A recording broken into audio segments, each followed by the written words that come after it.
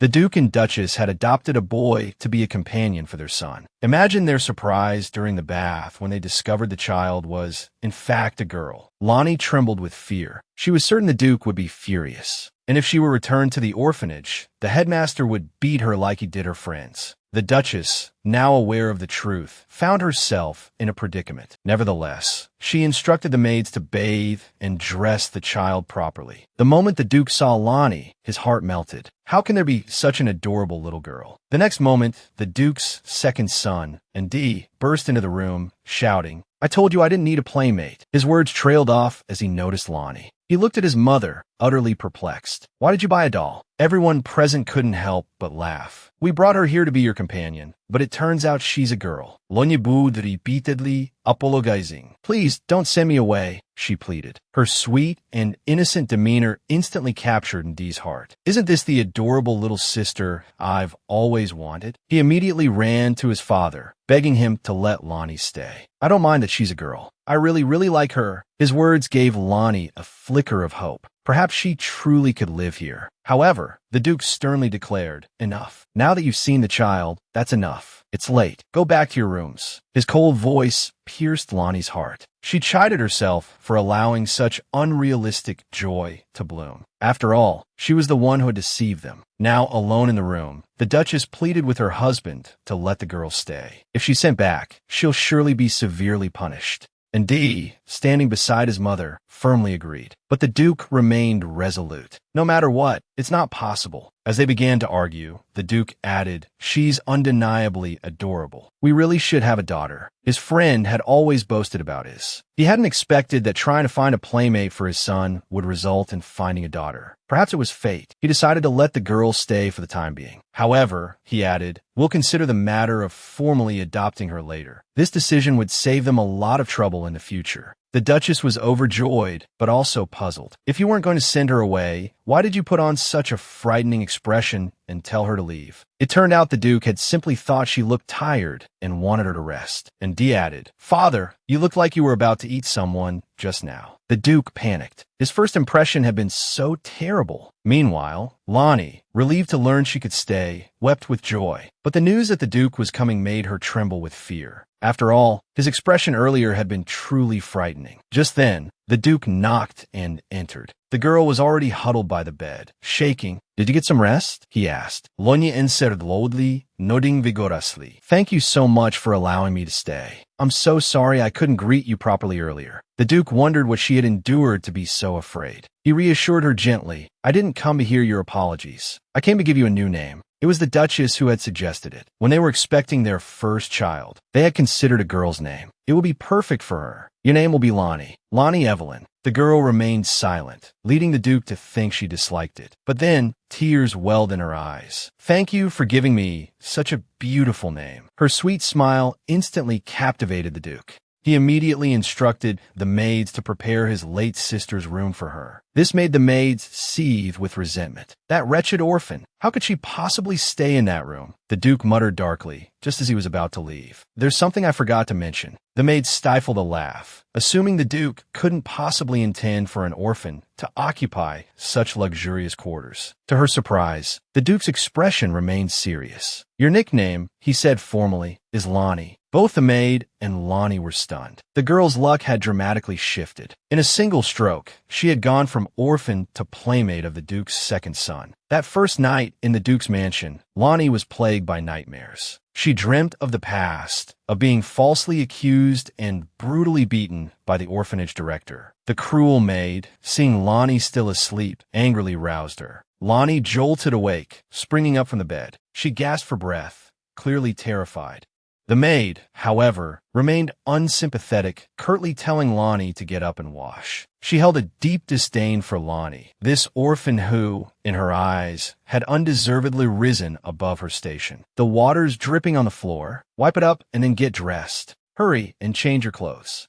Lonnie gazed at the beautiful dress laid out on the bed, thrilled at the prospect of wearing such finery. "Well, what are you waiting for? Do you expect me to dress you?" The woman's sudden outburst startled Lonnie. She stammered that she could manage. But once the maid left the room, Lonnie was lost. She had no idea how to put the dress on. Suddenly, Indy's voice called from outside the door. "Lonnie," the boy exclaimed excitedly. "Brother's here to get you." The maid, the same one who had bathed Lonnie earlier, asked anxiously how she was feeling, unaware of Indy's presence. Lonnie quickly assured her she was fine. Only when they were alone did she ask the maid to help her lace up the dress. However, it wouldn't be long before everyone discovered the truth. Soon, the family gathered for their first meal together. The Duchess greeted Lonnie warmly, calling her darling. She inquired about Lonnie's sleep, and even Indy thoughtfully cut her steak. "You have to take big bites. That's how it tastes best," he instructed. Lonnie, mimicking him, opened her mouth wide. With her cheeks stuffed full, she resembled a little hamster, charming both the Duchess and Indy. "It's so good. It's delicious." Indy beamed proudly. "See? Listening to your brother is always a good idea." Just then, Indy noticed Lonnie's sleeve dipping into the steak sauce. He quickly reached over to roll up her sleeve, revealing the shocking bruises on her wrist. Lonnie immediately dropped to her knees, begging them not to send her away. "I know these ugly marks don't belong here," she pleaded, "but please, please don't make me leave." To her surprise, the Duke remained silent. He simply led her to the carriage. "May I ask you something?" he said. "Were those bruises inflicted by the orphanage director?" Lonnie trembled, too afraid to answer. The Duke, sensing her fear, softened his tone. "If you feel uncomfortable living with us," he offered gently, "I can find someone else to care for you. But we truly hope you'll stay with us. Of course, only if you want to." His words warmed Lonnie's heart, but as she looked up, she saw the orphanage. Had the Duke brought her back? The bruises she had tried so desperately to hide had been discovered. Without a word, the Duke had returned her to the orphanage. The director, all smiles, hurried out to greet them, assuming the passenger in the carriage was the Duke's daughter. But when she recognized Lonnie, her face contorted in rage. "You little wretch," she shrieked. "How dare you deceive me?" She continued to berate Lonnie, accusing her of being a habitual liar.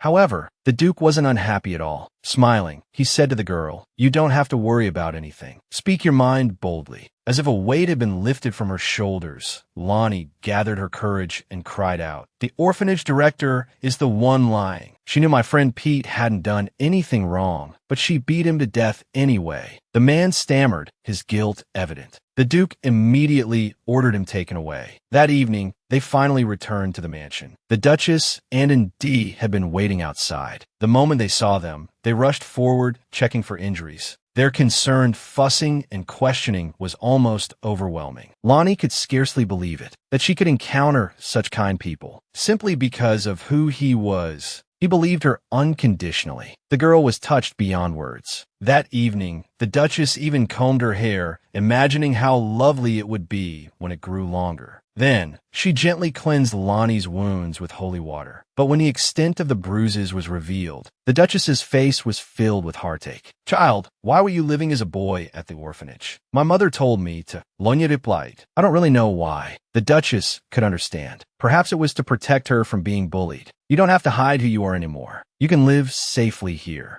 Lonnie was overjoyed. The next day, the Duke arranged for Lonnie's identification papers. He himself was the guarantor. The girl's full name was Lonnie Evelyn Clay. It was the surname of the Duke's family, a prestigious, noble lineage. It would help her with everything from education to future endeavors. The girl was deeply grateful, promising to study hard and learn to read and write. She was willing to do anything the Duke asked, then go out and play. Lonnie was bewildered. She'd been lost in thought. I want to play with you." Even if it wasn't for Indy, the Duke chuckled, "A child's job is to play. So go on, get to work." Soon, the two were out on the lawn. Indy flopped down onto the grass and gestured for Lonnie to join him. "All right, young master." "Lonnie, why do you always call me young master? Can't you call me brother?" "How dare I? I can't be so disrespectful to the young master." Indy, though a little disappointed, told her to call him brother when she felt more comfortable. "But you must call me brother from now on." Lonnie hesitated, unsure about making a promise. Seeing this, Indy grabbed her hand and linked their pinkies. Satisfied, he lay back on the grass. Within moments, he was snoring softly. Lonnie decided to explore the area while he slept. The lake here was breathtakingly beautiful, she decided, as she had done so often before, to climb a tree for a better view. But her shoes were clearly unsuitable. Halfway up, she suddenly lost her footing and began to fall. At the very last moment, a handsome young man appeared and caught her. Who was this boy? Falling from a 100-foot tree, caught by a handsome stranger. The girl developed an instant crush. The next moment, she learned he was the Duke's eldest son. Yuri had returned early that day, so he went to the forest to meet his younger brother and, incidentally, to see what the girl his father had mentioned in his letter was like. As he said this, Yuri suddenly smiled at Lonnie, making her blush crimson. Just then, Andi piped up, "Lonnie, why aren't you eating?" The use of Lonnie made Yuri raise an eyebrow. "Brother, you can call her Lonnie. It's the nickname father gave her." Caught out, the Duke coughed, trying to maintain his composure. It suits her. It does suit her. Then I'll call him Lolo too. Lonnie had intended to offer an elegant greeting using her new name. That plan, however, was swiftly abandoned when Andi shoved a spoonful of cake into her mouth. The sweet cream and strawberries were a delight, and Lonnie savored the taste. The Duke and Duchess, observing the scene, exchanged fond smiles. Yuri, the eldest son, however, watched with a chilling intensity. What was going on? Suddenly, the butler announced the arrival of guests. It was the Marchioness and her daughter, the Duke's sister and niece. The Marchioness, radiating an aura of barely contained fury, had clearly come with a purpose. The spiteful maid, it turned out, had been busy. She'd embellished the story, claiming Lonnie was a cunning child who had not only disguised herself as a boy to infiltrate the household, but had also tricked the Duke into granting her a noble surname and taking over his former room. Sophia, the Marchioness, was determined to have Lonnie thrown out. Her daughter, Lydia, seemed equally determined, but for a different reason. Upon arrival, she'd immediately set her sights on Yuri. Just then, Yuri noticed Lonnie's empty juice glass and rose to refill it. This simple act of kindness infuriated Lydia. The malicious mother and daughter plotted Lonnie's expulsion. The tea party ended abruptly. Andi grumbled about his dislike for his aunt and cousin.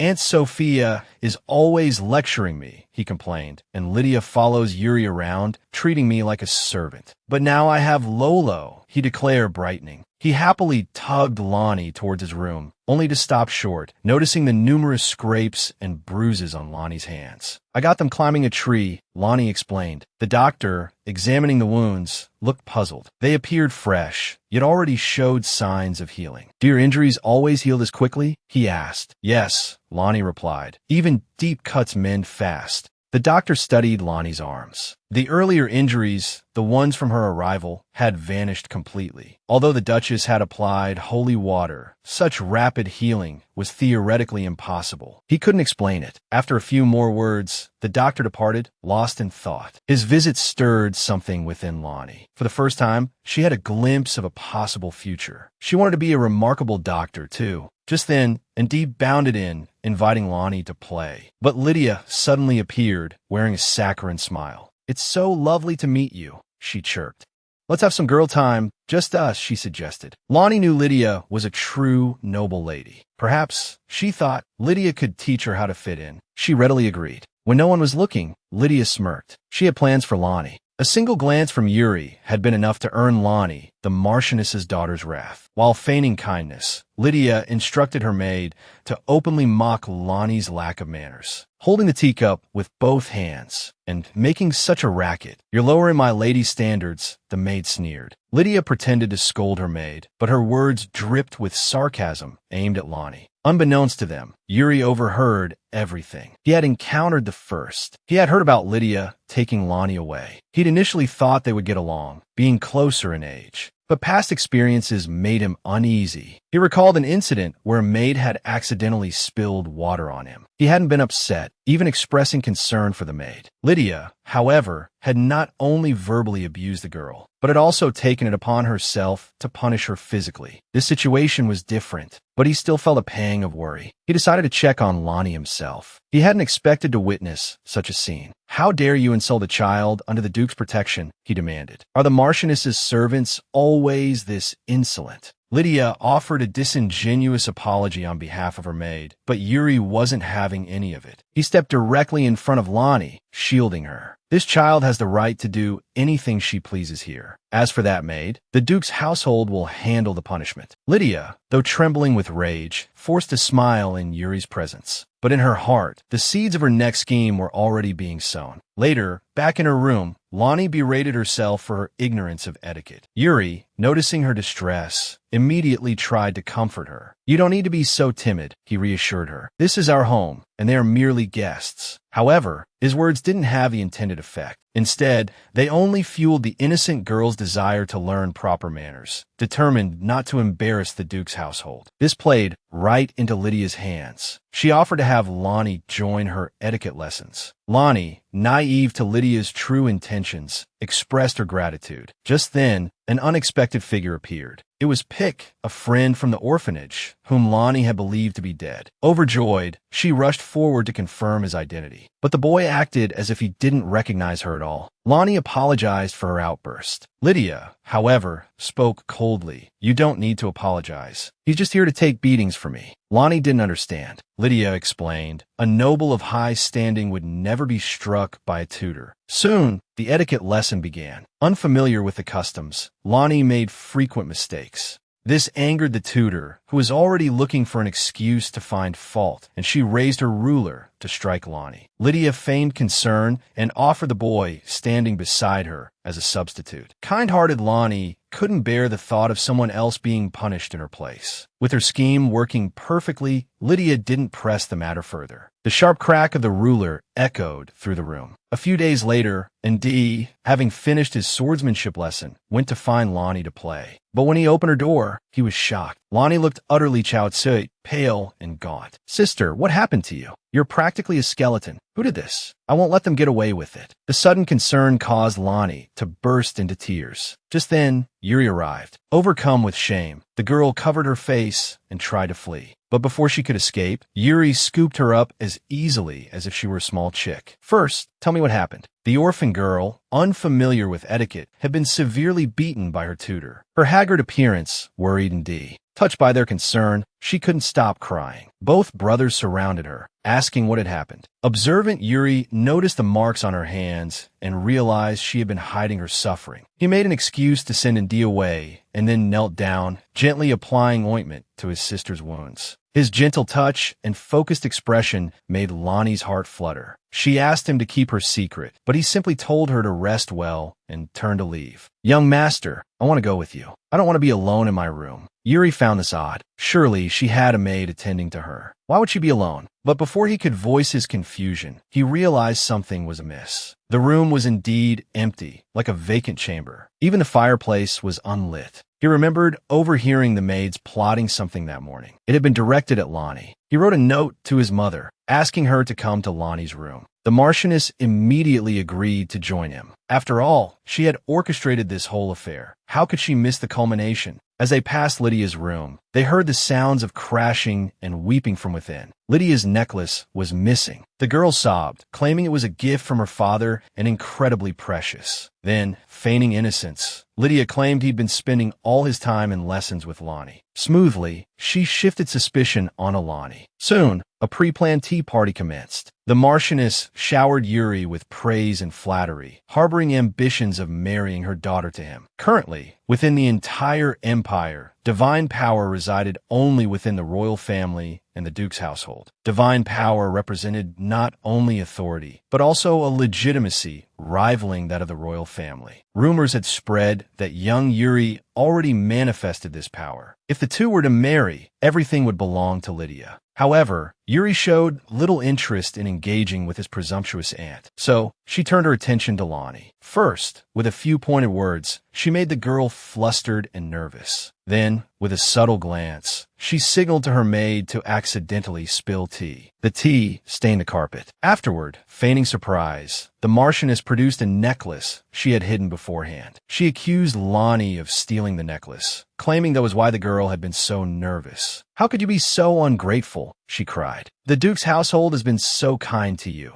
and yet you would do something so despicable." Falsely accused, Lonnie anxiously tried to explain that she had never seen the necklace before. But the Marchioness pressed on relentlessly. "You dare to lie? See? Lowly people are truly beyond redemption." Lonnie wanted to explain, but words failed her. She instinctively glanced at Yuri, noticing his darkened expression. Was he angry with her too? Just then, the Duchess slammed her hand on the table, attempting to put a stop to the charade. Striking a child is unforgivable, she declared, and now you intend to slander her without a shred of evidence. Shocked, the Marchioness refused to admit guilt, instead casting herself as the victim. As the two women reached an impasse, Yuri scolded his aunt. As an adult, shouldn't you feel ashamed? Then, his expression softening, he reassured Lonnie. Lolo, don't worry. We will protect you. Now, tell me what really happened. The boy, who moments before had been glaring at his aunt, now beamed at Lonnie. This sudden shift in demeanor made Lydia seethe with jealousy. You actually believe the words of that little wretch? She spat. Yuri's face hardened. The Marchioness grew even more indignant. The evidence is clear, and yet you choose to believe her? This is an insult to the Marchioness. I will not let this stand.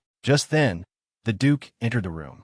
You were the one who overstepped, he stated, ignoring his sister's attempts to justify herself. He walked directly towards Lonnie, gently taking her hand and apologizing. I am sorry, Lolo. I had no idea. He glared at his sister, Sophia. I hear it was your maid who did this to her. Sophia, slightly flustered, insisted it was the governess's doing and had nothing to do with her. But the Duke wasn't fooled. He knew the governess would only dare act this way in the Duke's household if she had Sophia's backing. As this child's guardian, he declared, I have the right to discipline you. Perhaps it's time to find a new governess. Sophia couldn't believe her ears. Her brother was siding with that brat over her. He was even willing to antagonize the Marchioness. But his resolve was clear. Lydia erupted in fury. Who does she think she is? Uncle, how can you accept her as your daughter? You're choosing that lowly commoner over me. Recognizing the futility of further argument, Sophia grabbed her daughter and stormed out, muttering curses under her breath. The Duke,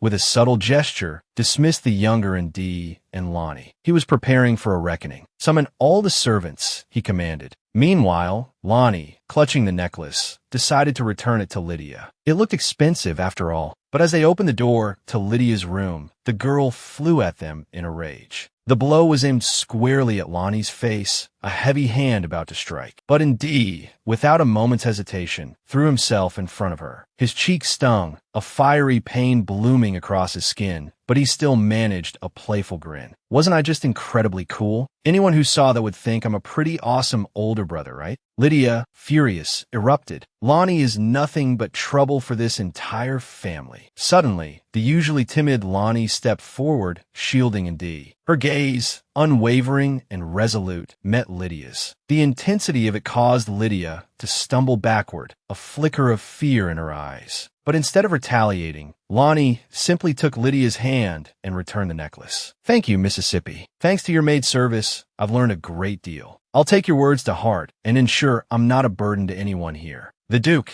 enraged that the girl he'd brought from the orphanage was being bullied, summoned all the maids. Whispers rippled through the assembled servants, unsure of what had transpired. Only the governess, the one who had struck Lonnie, looked truly apprehensive. Before she could escape with the Marchioness, guards intercepted her, standing amongst the other maids, and, filled with guilt, watched the scene unfold. He had tried his best to be kind to Lonnie, but he hadn't been able to stop the other maids from tormenting her. He felt the weight of his failure acutely. Nearby stood the young boy who had been beaten and left to fend for himself after trying to reason with the enraged Lydia. He nursed his wounds, silent and forgotten. The Duke descended the grand staircase. His voice, though calm, held an unmistakable authority. Do you know why you've been called here? Silence met his question. He walked directly to the governess. Tell me what you did wrong. The woman remained defiant, refusing to admit any wrongdoing. The Duke cut to the chase. You dared to lay your hands on the future Duchess of the Mars family. The two maids who had participated in the bullying paled. They hadn't realized that a mere orphan girl held such importance in the Duke's eyes. The Duke's expression darkened, his words laced with ice. I hereby strip you of the title bestowed upon you by the former Duke. You are banished from my lands, effective immediately. The reactions of the onlookers revealed their shock. The punishment seemed severe. The Duke acknowledged their unspoken concern, but he knew he had to take a firm stance. If I don't take drastic measures, that poor girl will likely endure this again. I will question each of you individually. I already know everything, so don't even think about lying to me. Meanwhile, Lonnie stared at the necklace Lydia had discarded, lost in thought. And Dee, not wanting her to dwell on something so trivial, snatched the necklace and tossed it aside. Lonnie suddenly remembered Dee's injury. You need to see a doctor quickly. The boy rubbed his head sheepishly. If you call me brother, I think the pain would go away. Lonnie, ever innocent, replied, but wouldn't it be better to treat it with medicine? Just then, Lonnie noticed a group of people carrying luggage out of the mansion. Among them was the boy who had been beaten.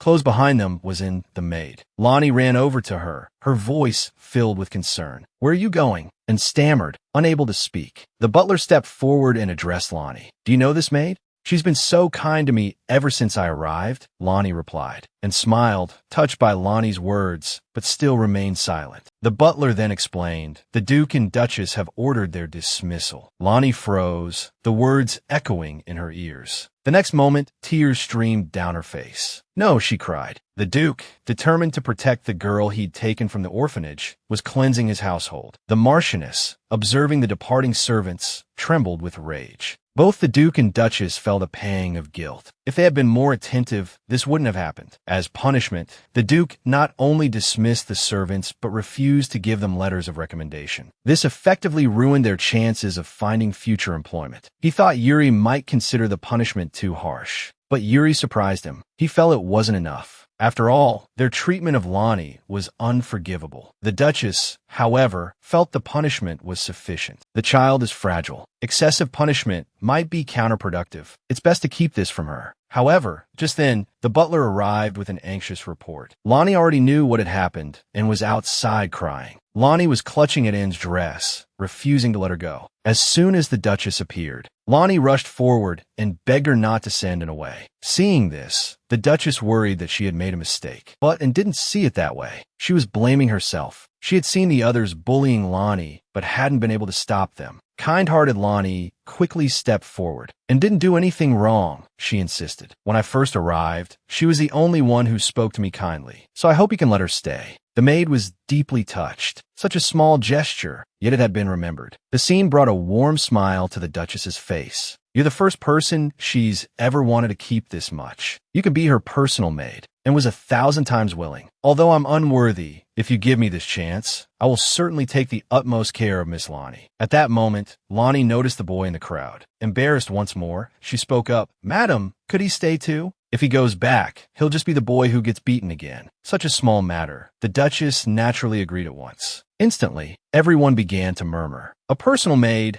was a senior servant with years of experience, and was incredibly lucky, led by the dark-haired maid. All the other dismissed servants knelt down, begging Lonnie to give them another chance. Yuri was the first to object. He drew his sword and rested it on the dark-haired maid's shoulder. That's enough. You should be grateful you're only being dismissed. The boy ordered the guards to drag the others away. Turning, he smiled and invited Lonnie to return with him, and, standing nearby, looked as if she'd stumbled upon a secret romance. And poor Andy was left forgotten in the corner. Now that this is resolved, I can leave with peace of mind. Are you going somewhere, young master? My holiday is almost over. I'm returning to the academy tomorrow. That way I won't be rushed. Alarm bells instantly rang in Lonnie's mind. Yuri seemed to notice. He teased, Don't you want me to go? I could stay. The girl from the orphanage finally called him brother. The young master was about to return to the academy. Lonnie suddenly felt a pang of disappointment. Seeing this, the boy took out a new kind of candy. Then, leaning in close, he repeated, Don't you want me to go? I could stay. Lonya flushed crimson. How could I possibly stop you from going? Yuri gently patted her head, telling her to wait there obediently. Just then, Andy chased after them, a mournful expression on his face. He grabbed Lonnie and scolded Yuri. Lolo is my brother. You can't steal her. Yuri feigned hurt. You used to chase after me saying I was your favorite. All right, children, have fun. I'll be going now. Lonnie thought Yuri was leaving for the academy right then, but he actually intended to practice before dinner. Andy's eyes lit up at the mention of practice. Lonnie, too, was eager to go, so she mustered her courage and said, I'd like to attend to you, young master. Perhaps bring you tea and water. But Yuri firmly refused. I don't need anyone to attend to me. You can just watch as my little sister. Lonnie happily agreed, but out of habit, called him young master. This gave the mischievous Yuri an idea. He backtracked. Andy reminded her that she should call him brother. He himself was practically vibrating with anticipation. Seeing Lonnie struggling to get the word out, the two two boys deliberately turned, as if to leave. Finally, Lonnie cried out, "Brother, take me too." The word struck a chord with both boys. The three of them happily headed towards the training grounds. Soon, Yuri began his practice. Although Lonnie didn't understand swordsmanship, she felt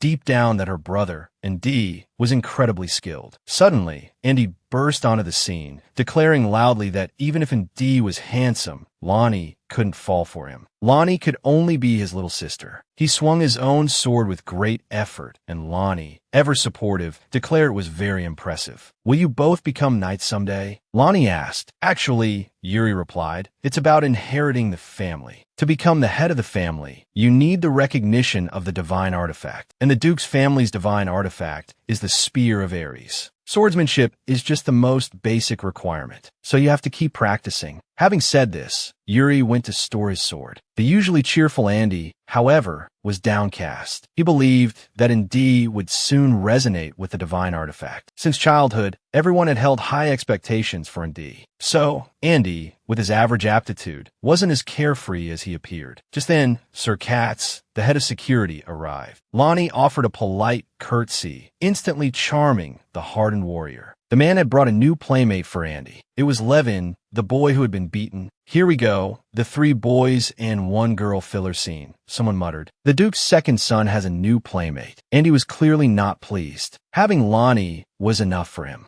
But when Levin explained that he was there to be a playmate and a sparring partner, Andy's attitude changed instantly. "So, you want to learn swordsmanship first? You should have said that from the beginning. Let me teach you specially." "Who's teaching who?" Andy retorted loudly, challenged by his brother. "Of course, I'm teaching him. I'm better than you, brother. You're just good yourself. You have no teaching skills." Yuri, his expression unchanged, delivered a powerful flick to Andy's forehead, sending his brother sprawling. The 2 boys tumbled and wrestled playfully. Seeing this, Levin led Lonnie to sit aside. Sir Katz, watching the 4 adorable children, wore a satisfied smile like a proud father. Soon, it was time for Yuri to leave. Lonnie sobbed, reluctant to see him go. Yuri wiped away his sister's tears with a handkerchief and told her to play nicely at home. "I'll be back soon." Afterwards, Lonnie was alone in her room, feeling sad, and entered, carrying a plate of sweets. "Eat some of this. It will make you feel better." A child's mood was indeed easily swayed. Lonnie began to eat happily. "Young Master Yuri said you would like this kind of chocolate. I do feel much better now." Seeing that Lonnie was genuinely cheered up, Lonnie hesitated, then asked, "Why are you so good to me?" and paused for a second, then expressed her fondness for Lonnie warmly. "And the first time I saw you, you reminded me of my younger sister. She was a very well-behaved child, just like you, Mississippi. But don't be like her, because heaven takes good children too soon." Lonnie empathized, tears welling up. "I also had a very good friend who passed away early. That's why I want to become a doctor and help those good children," and was touched by Lonnie's kindness. She encouraged Lonnie to start studying hard now. However, the next second, she pointed to the door and echoed the Duke's words. "Go out and play." For children, playing outside is the best way to learn. Meanwhile, the Duke watched Lonnie, a thoughtful expression on his face. They had decided to adopt her, but before that, they needed to confirm whether her birth parents were still alive. According to the orphanage director, the person who entrusted Lonnie to their care had said she was a very noble child and should be well taken care of. So, who is Lonnie's true identity? The little girl adopted from the orphanage finally began her lessons. Just a few days ago, the Duchess had asked her good friend, Lady Prolin, to tutor Lonnie. She requested that Lady Prolin set a slow pace for the lessons, so as not to discourage the child and to allow Lonnie plenty of time to play outside. However, Lonnie was remarkably diligent and enthusiastic about learning. She carefully copied the letters her teacher wrote, mimicking the formation of her own name. Her adorable concentration was utterly charming. Just as the teacher was about to show her how to write other names, Lonnie blushed and asked if she could learn to write Yuri's name first. The teacher readily agreed and wrote out his full name.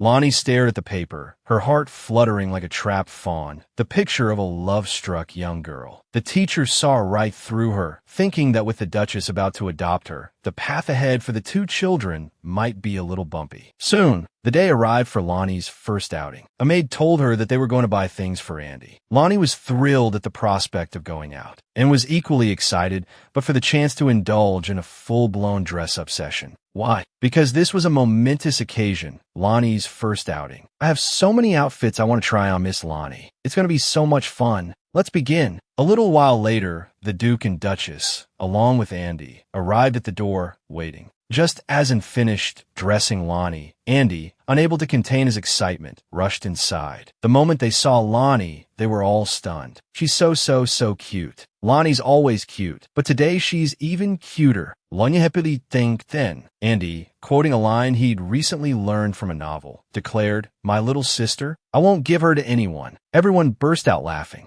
The Duke scooped Lonnie into his arms, and the four of them set off towards the village. On the way, Lonnie was so captivated by the sights that she was speechless. Andy, puffed up with pride, declared that there were many more exciting things to come. Lonnie's heartfelt agreement pleased the Duke immensely. The three exchanged knowing glances. The truth was the Duchess had suggested this outing. There wasn't a single thing in the mansion that belonged to Lonnie. Everything she used had been originally intended for their future daughter. That's why the maids assumed Lonnie wouldn't be staying long. So, this trip was specifically for buying things for Lonnie. But the girl was so timid and cautious that to avoid her refusing anything, they pretended the outing was for Andy. That way, under the guise of coordinating outfits, they could buy Lonnie a whole wardrobe. So far, everything was going according to plan. Lonnie, on her first outing, ostensibly to choose clothes for her brother, found that everyone was fussing over her. In no time, they had piled a mountain of clothes in front of her, a sight that startled her. At that moment, the Duke intervened, stopping Andy and the Duchess, saying they would overwhelm Lonnie. Then, pulling out a dress he had already chosen, he declared with a perfectly straight face that Lonnie would prefer this one. Lonnie was completely bewildered, unsure what was happening. She just stared at the dress, holding the bow in her hand. The Duchess asked solicitously, "Don't you like it?" Lonnie finally voiced her confusion. "Weren't we buying things for Andy? This doesn't seem like something he would wear." Overhearing this, Andy quickly explained that since they were always together, anything that looked good on Lonnie would make him happy. Unexpectedly, Lonnie pulled out a colorful bow, saying, "I think this would suit him." Andy's face crumpled, but he gamely accepted the bow. Seeing this, the Duke put his plan into action. Since Andy has found something he likes, let's pick something out for Lonnie too. Lonnie, thinking she already had plenty, tried to refuse. Andy immediately clung to Lonnie. "I want matching sibling outfits with Lonnie, so everyone will know she's my little sister." Even so, Lonnie still seemed hesitant. At this, the Duke simply ordered the entire shop to be closed for them. "Since we don't know what you like, we'll just have to do it this way.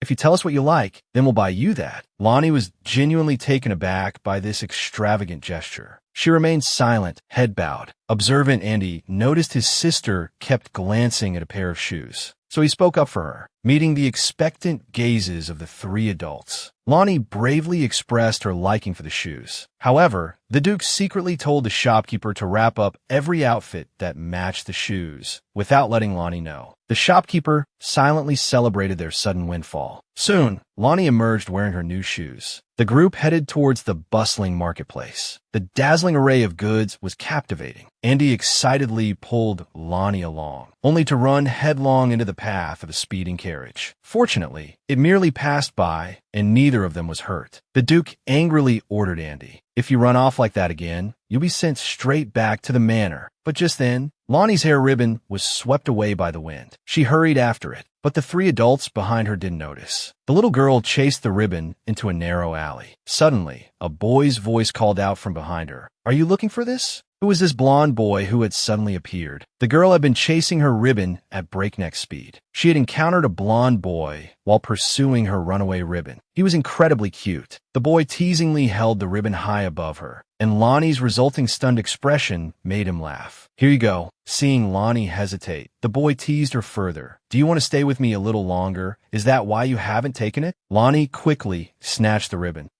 I'm just kidding, Miss Lonnie. I just thought of my own little sister." It was clear the boy knew her, as Lonnie hadn't mentioned her name. The boy's eyes darted away, and he didn't elaborate. He simply pointed her in the direction she needed to go, then vanished, though puzzled by the boy's identity. Lonnie hurried back. The Duke rushed towards her as soon as he saw her, checking to see if she was injured. The Duchess also embraced her, concerned for her well-being, and he burst into tears, blaming himself for not protecting her. This genuine warmth touched Lonnie deeply. Back at the manor, and asked her how her first outing had been. Lonnie happily showed off the new shoes the Duke had bought her, and told her about meeting the blonde boy, and suggested he might have been an elf. Legend says that when a child is in trouble, an elf will appear to help them. Innocent Lonnie immediately believed it. After all, the boy did look like an elf. But then she thought of Yuri, and decided Yuri was more handsome. Just then, the butler knocked and entered, announcing that they had visitors who wished to see Lonnie. It was Crown Prince Maris and his family. Princess Bianca asked skeptically, "Is that child really cuter than me?"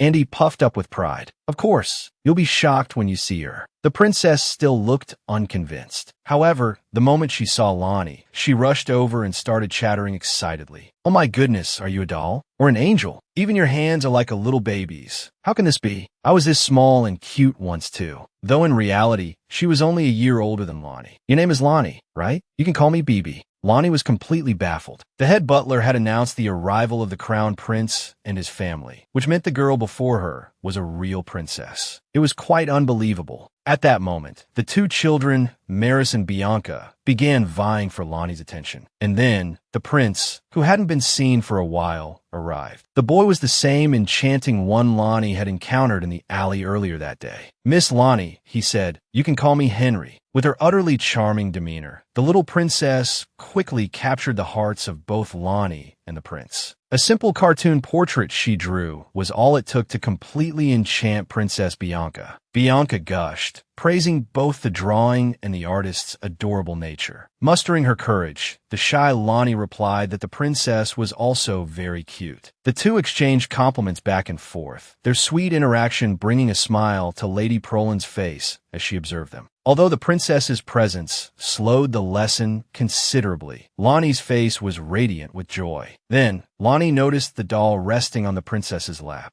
Given permission to hold it, Lonnie ran her fingers over the doll, captivated by its lifelike appearance and soft texture. "Doesn't Lonnie have a doll?" Bianca asked. "Have the Duke buy you one. He could buy you 100. Though Lonnie longed for a doll, she was too timid to ask. So Bianca offered to speak to the Duke on Lonnie's behalf, an offer that Lonnie quickly and flusteredly refused. Just then, Prince Henry knocked and entered, feigning a serious tone as he scolded his sister for interrupting Lonnie's lesson, though he was clearly just as eager to see her. Lady Prolin inwardly sighed, realizing the lesson was hopelessly lost for the day. Lonnie nervously began to stand and curtsy, but Henry, with a familiar air, told her to relax. He acted casual, but Lonnie noticed a distinct blush creeping up his neck. Bianca, instantly understanding, leaned in with a knowing smirk. It was clear her brother had fallen head over heels. Oblivious, Lonnie simply smiled, unaware of the undercurrent of affection. Henry, it turned out, had already heard about Lonnie from Andy's letters. He just never imagined she would be even more adorable in person than Andy had described. "I hear you're taking music lessons," Henry remarked. "Yes," Lonnie replied. "I'm learning musical notes. To learn well, you need to listen to good music. Perhaps I can help you with that." Lonnie was enthusiastic, and Bianca proudly declared her brother's exceptional piano skills. A moment later, the melodious sound of the piano filled the room, a melody so beautiful it made Lonnie's heart flutter. Lonnie's infatuated mind drifted back to Yuri, though something felt different this time. Before she could fully process the feeling, the music ended. Henry generously offered to send his own tutor to teach Lonnie. "He's been teaching the royal family for years," Henry explained. "He'll be a great help to you. But," he added, "it won't be free." Just then, Andy burst through the door and took in the scene.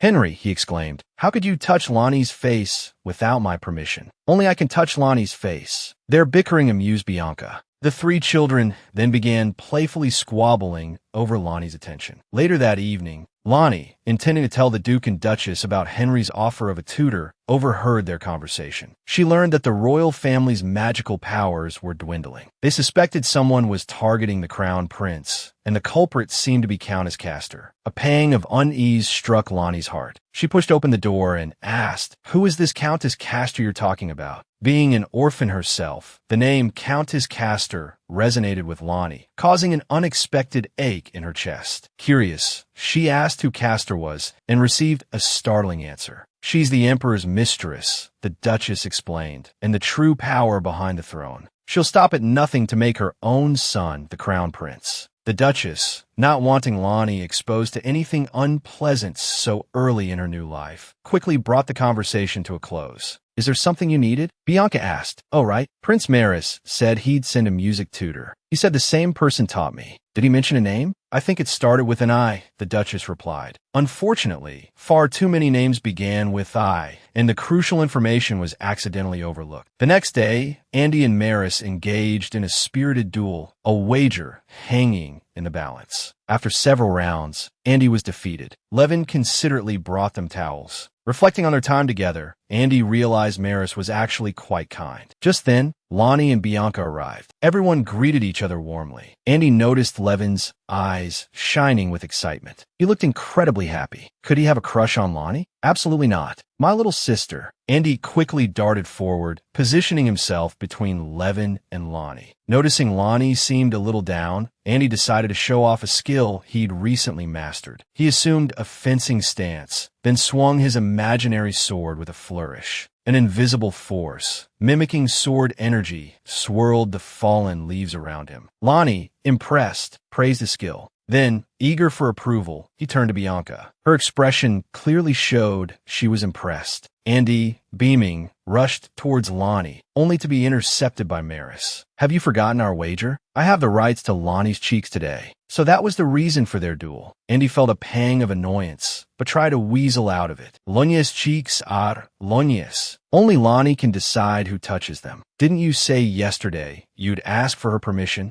I don't care. That's all invalid now. Lonnie, tell us yourself, whose cheeks are these? 3 pairs of expectant eyes focused on Lonnie. She found the attention overwhelming. 3 handsome boys vying for the privilege of touching her cheeks. Lonnie, suddenly the center of attention, became incredibly nervous. Maris smiled reassuringly. Don't worry. If you don't want me to, I absolutely won't. Andy was confident Lonnie would choose him. He was her brother, after all. Maris also assumed he'd be chosen. He'd always presented himself as the dashing prince. Even Levin couldn't help but feel a flicker of hope. The scene resembled an imperial concubine selection. Bianca, watching from the sidelines, was thrilled. Who wouldn't love to witness such a romantic drama unfold? Just then, the Duke appeared. The knights were about to arrive for training, so they needed to return to the manor. A timely rescue. Lonnie tugged on the Duke's trousers, gathering her courage. Please be the master of my cheeks, she declared. You can touch my face anytime. Andy and Maris were instantly crestfallen. The Duke, oblivious to the competition, chuckled and scooped her up. I don't know what game you're playing, but I'm happy you chose me. He carried her inside, chatting happily. Bianca tried to console Maris. Don't be discouraged. The Duke is more handsome. After all, he was not comforted. The day of departure arrived all too soon. They said their goodbyes with lingering reluctance. Bianca was puzzled. They would see each other again, so why be so sad? Lonnie, full of hope, sought confirmation. You mean we'll see each other again, right? Of course, if you're busy, it's okay. I had such a wonderful time with you. Bianca hugged her tightly. Of course, we're friends now. We have to see each other often and play together. Maris smiled at the scene. Andy, still somewhat childish, seemed to be clinging to the hope of winning Lonnie over. But his true intention was focused on Lonnie herself. He then placed a delicately crafted pink butterfly not into Lonnie's hand. He promised to bring an even better gift next time they met. With that, the carriage departed. A pang of disappointment struck Lonnie's heart. The Duchess comforted her, assuring her not to be too sad, as they would see each other again soon. For the first time, Lonnie openly expressed her feelings, voicing her reluctance to part with the princess and Prince Henry. It's all right. If you miss the princess, just tell me. We can go visit her together, the Duchess reassured her. Lonnie felt incredibly fortunate to have found such a kind family. She rose and curtsied, thanking them for making every day so happy. Her sweetness charmed all 3 of them. The Duchess felt her sister had been right. Lonnie truly possessed a captivating charm that endeared her to everyone. Just then, the butler rushed in with urgent news. A woman was at the gate, claiming to be Lonnie's birth mother. The Duke had intended to formally adopt the girl he'd brought home from the orphanage. But now this woman, claiming to be the birth mother, had appeared. The Duke felt a prickle of suspicion. Something felt amiss. The Duchess, meanwhile, was overcome with sadness. If the woman had some unavoidable hardship, and Lonnie chose to leave with her mother, the Duchess's heart would break. The Duke saw his wife's worry, but the woman's identity was still unconfirmed. Everything would be addressed once they met. The Duke instructed his staff. to investigate the truth while he received the visitor. Meanwhile, the Duchess went to Lonnie's room, intending to speak with her privately. After sending Andy away, she asked Lonnie if she remembered what her birth mother looked like. Learning that Lonnie was too young to have any memory, the Duchess gently broke the news of the woman's arrival. The sudden news was difficult for Lonnie to process. However, further confirmation was needed. Besides the name you used at the orphanage, do you have any other name? The girl couldn't recall, only knowing that her mother had placed her in the orphanage. Meanwhile, in the drawing room, the woman introduced herself as Louisa Bennett. She explained that Lonnie's original name was Corinne Leroy, a name given by her deceased husband. Life had become unbearably difficult, forcing her to place Lonnie in the orphanage. She had chosen a similar-sounding name, Lonnie. She had believed the orphanage to be a reliable place, never imagining the Yinjiang's cruelty. Later, when I went back to find her, I heard she had been taken away. You can't imagine my surprise. Someone of your high standing, taking in a child born to someone as lowly as me, and even willing to support her. I'm so grateful.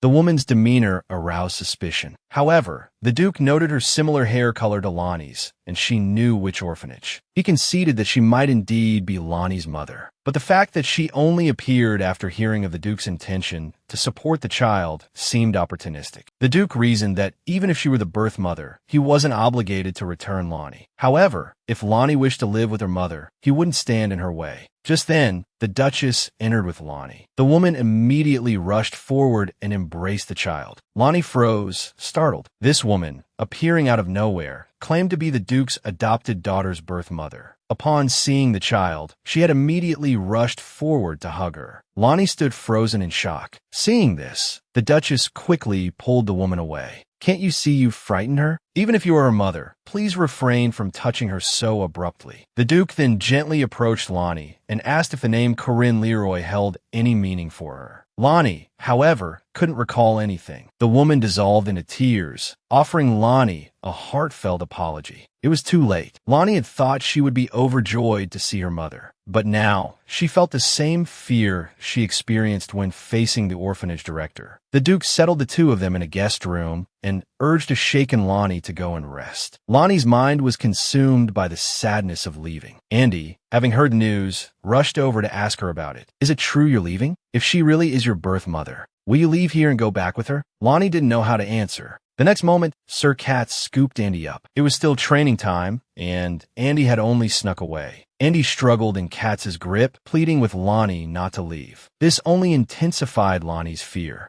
If she left, she would never see Andy, her brother, the Duke, or the Duchess again, or Ian, her teacher, or even Levin. The thought brought tears to her eyes. Ian only wished for her happiness, for her to follow her heart. Lonnie realized she only felt the sorrow of leaving. She hadn't thought of her mother at all, and the mere thought of living with this woman made her head spin and her body tremble. Just then, Levin appeared. The Duke had sent him to protect her, but Lonnie demurred, saying she might be leaving soon. Levin was resolute. Wherever Lonnie went, he would follow. Meanwhile, in the guest room, the woman's maid marveled at the Duke's manner. Louisa gave a wicked smile. It seems the child remembers nothing of her past. How pitiful that she doesn't even remember her own mother. Well then, she continued, I'll just have to make her accept me as her mother. Was she truly Lonnie's birth mother? The woman, with her long pink hair, claimed to be the Duke's ward's birth mother, but just days before, she had visited the orphanage. She had befriended the children with sweets and subtly inquired about Lonnie's past. Learning that Lonnie often hid herself away, she surmised the girl must have been trying to conceal her true gender. Soon, the first formal dinner began. The woman, having never seen such a feast, disregarded all decorum and devoured the food like a starving beast. Andy, as always, thoughtfully cut Lonnie's favorite foods for her. The Duke offered her the newest dishes. Even the Duchess had prepared her favorite dessert. The woman realized she had revealed too much. She quickly pushed the food towards Lonnie, explaining that it was just so delicious she couldn't help herself. She promised to make it up to her later. These words saddened the Duke and Duchess, who felt they were about to lose Lonnie. Just then, the butler arrived with urgent news. Only the three of them remained in the vast dining hall. Andy, fearing Lonnie's imminent departure, wanted to spend as much time with her as possible. He pulled her outside. The so-called mother, still gorging herself, didn't even spare them a glance. Meanwhile, the The Duke reviewed a recent report. The woman's identity matched what she had claimed. Strangely, the report mentioned her visit to the orphanage, where she had inquired about adopting a child. It was likely she had used adoption as a pretext to gather information about Lonnie. The orphanage director had mentioned that the person who left Lonnie there had described her as being of noble birth. Yet, the woman had repeatedly referred to herself as being of low birth. The Duke felt a pang of guilt. He shouldn't have rushed their meeting. In the end, it was Lonnie who would be hurt. Suddenly, he remembered the children were still with the woman. He hastily ordered the knights to apprehend them both. Meanwhile, the woman disguised as a maid fumed, irritated that she hadn't been able to partake in the Duke's breakfast. But all that mattered now was coaxing Lonnie away. It turned out she was Bess, the sister of the maid who had been dismissed earlier for mistreating Lonnie. The two venomous sisters, seeking revenge, had hatched a plan. They found Louisa, a woman who bore a resemblance to Lonnie's birth mother, and paid her handsomely to play the part. Bess had already decided that once she'd made a substantial profit, she would abandon Lonnie at some remote orphanage. However, at that moment, she ran into the guards who were searching the manor. It was clear the Duke suspected something. Just then, Louisa appeared, still reveling in how delicious the breakfast had been. Bess immediately grabbed her and bolted. The Duke,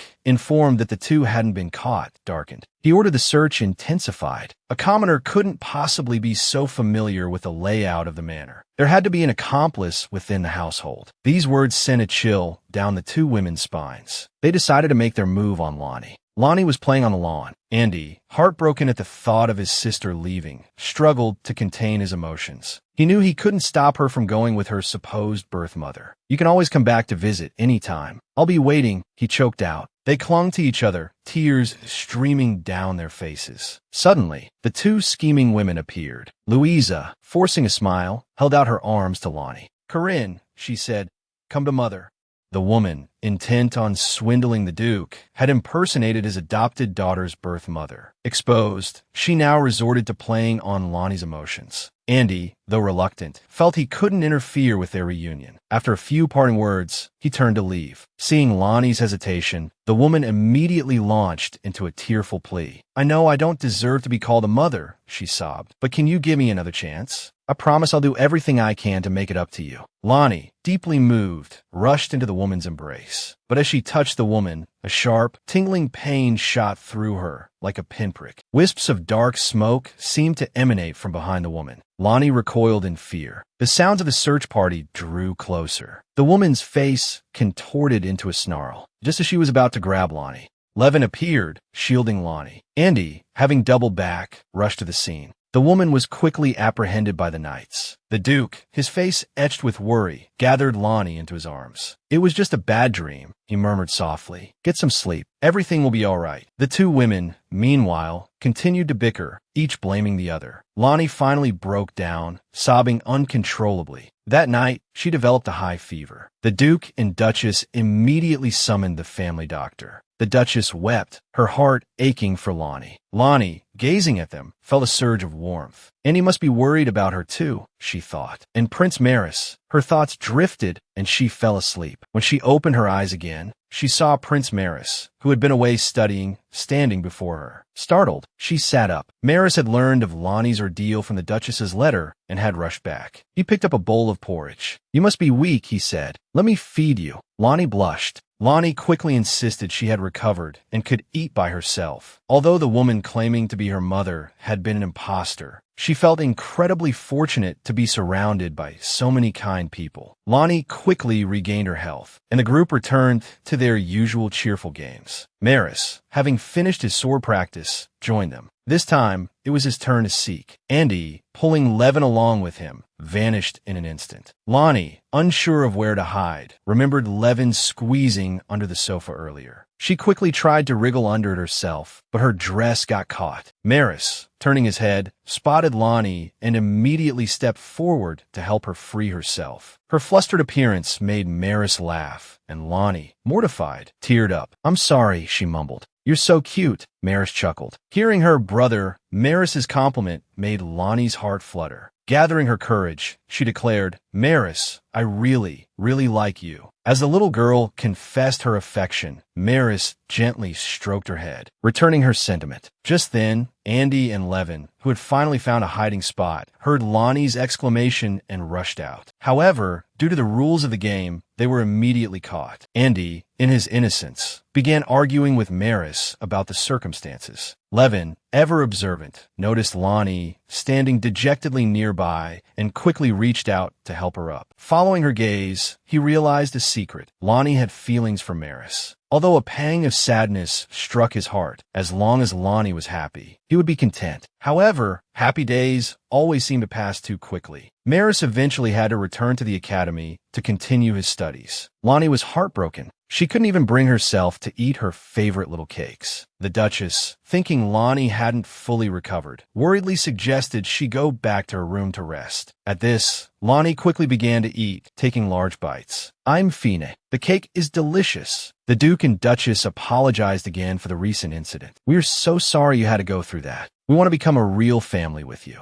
You can rely on us, no matter what. So, would you like to be our daughter? Lonnie's heart was in turmoil. She knew the Duke and Duchess were good people. Meeting them had been a blessing. Staying with them would guarantee a lifetime of happiness. But after careful consideration, she declined. I'm sorry. I still want to wait for my mother, even though I don't remember her face. And I don't know why she left me at the orphanage. I still want to see her again and ask her about all of this. The Duke and Duchess expressed their understanding and embraced Lonnie. There's no need to apologize. Tell us when you're ready, when you've found peace with it all. Lonnie basked in the Duchess's warm embrace. A few days later, the Duchess proposed holding a tea party. After all, Lonnie didn't have many friends her own age. But Lonnie, fearing another encounter like the one with Lydia, where Andy had to defend her, hesitated. The Duchess reassured her that it would be a small tea party and that she could invite whomever she wished, such as Princess Bibi. A flicker of excitement sparked within Lonnie. Perhaps she could meet a kind friend like the princess. With newfound resolve, she agreed to attend the tea party. The day of the tea party arrived quickly. Lonnie was dressed beautifully, looking even more adorable than usual, with a mixture of nervousness and excitement. Will he be able to make friends today? Many viewers are asking where they can watch the adorable Lonnie. Look for this. After opening it, fully type in Lulu Kahneman. Click to watch for free. The Duchess held a tea party for the girl she adopted, but she never imagined it would plunge the girl into a storm. Today is the day of the tea party. The venue is exquisitely decorated. Lonnie can hardly believe it's so grand, so she expresses her sincere gratitude to the Duchess. Just then, Levin appears. He, too, is meticulously dressed today, looking even more handsome than usual. Originally, the Duchess wanted to choose a lively, adorable girl as a companion, but the Duke thought Levin would be better. Not only is he acquainted with Lonnie, but he has also participated in quite a few social events. Thankfully, Levin's presence does indeed ease Lonnie's nervousness. Suddenly, a maid delivers a letter. It turns out Princess Bianca developed a high fever yesterday. Although she was looking forward to this meeting, she's unable to get out of bed, so she can't come today. The Duchess is very worried, but the tea party has already begun. Canceling it now is simply impossible, and Lonnie does seem to be having second thoughts. But she doesn't want to waste the Duchess's kindness, so she takes the initiative and says she's fine. And with Levin there, there's nothing to worry about. The Duchess is relieved and tells her that if she feels uncomfortable at any point, she can leave early. And so, the tea party begins. The guests are Agnes from the Earl's house and Sylvia from the Viscount's house. After the three introduce themselves, the Duchess excuses herself. As soon as the three sit down, Agnes begins to express her envy. I heard the Duke's house is sponsoring you. Even your dress is so beautiful. Then, Sylvia suddenly brings up the tea they're drinking. I can't believe it's the finest tea from Mount Ballon, but it's clear Lonnie knows nothing about it. This draws Sylvia's displeasure. A fallen noble, enjoying such fine things. It's so unfair. Then she notices Levin. She deliberately asks, is he assigned by the Duke's house to serve you? Did you choose him because he's handsome? Lonnie stammers, unsure how to explain. After all, Levin isn't her playmate. Seeing this, Sylvia smiles maliciously. Is there a relationship between you two that we shouldn't know about? But before she can finish, Levin speaks up in Lonnie's defense. I'm sorry to interrupt, but the young lady is someone I chose. This is the first noble tea party for a girl from the orphanage, and she's being bullied by a spiteful Viscount's daughter. Levin boldly stands up for her. I've already decided to dedicate everything to her. He then gives a reassuring smile to the flustered Lonnie. Sylvia, thwarted, is fuming. What? Such an outstanding young man is Lonnie's playmate, while mine is so inadequate. Tell me, how much are you worth? I can offer more than he can. Levin looks at her as if she's a fool. Lonnie hurriedly explains that Levin isn't that kind of person. However, Sylvia clearly isn't willing to give up. Just then, Lady Rolana of the Duke's house arrives. She is the only daughter of the Alyssa family, one of the 3 Grand Dukes of the Empire. Even at a young age, she exudes nobility. There are even rumors she will become the queen of social circles. The Duchess only invited her out of necessity. It's unclear whether this is a blessing or a curse for Lonnie. At this moment, Lonnie offers the cream puff in her hand to Rolana. Thankfully, he wasn't rejected. This gave Levin a little more confidence. Perhaps the two of them could even become friends. This made Sylvia, who was standing nearby, even angrier. Why was he able to invite the esteemed Lady Rolana? Just then, Agnes suddenly asked, "My mother heard from Marquis Rodden that the Duke brought you back for a certain reason, but he wouldn't say what it was. So what is it?" Lonnie knew her orphan status was being concealed, so she couldn't just reveal the truth. But Sylvia, standing nearby with malicious intent, began to chime in, constantly insinuating that the Duke had pedophilic tendencies, and that was why he brought Lonnie back. Lonnie could sense a very unpleasant aura emanating from Sylvia. It was just like that woman who pretended to be her mother. Lonnie, don't you know either? How could she not know? After all, they're already close enough for him to hold this kind of tea party for her. Although Lonnie didn't understand exactly what they were speculating about, she was certain they were insulting the Duke. She wouldn't allow that to happen. So, mustering her courage, she firmly retorted, "Stop it, Sylvia. The Duke isn't that kind of person." However, at that moment, Lady Rolana, who had been silent until now, suddenly laughed. How interesting. Why not let her speak? If there weren't topics like this at a tea party, how boring it would be. A timid girl bravely stands up for the Duke, claiming he's a good man and forbidding Miss Sylvia from speaking ill of him. Yet, Lady Rolana finds it all rather amusing, gesturing for Sylvia to continue. Sylvia was overjoyed, believing this was a perfect opportunity to build a relationship with the Duke's daughter and get rid of the arrogant Lonnie. I heard the Duke himself is very fond of children, and that's why he brings them back under the guise of sponsorship. I also heard that those children have all disappeared.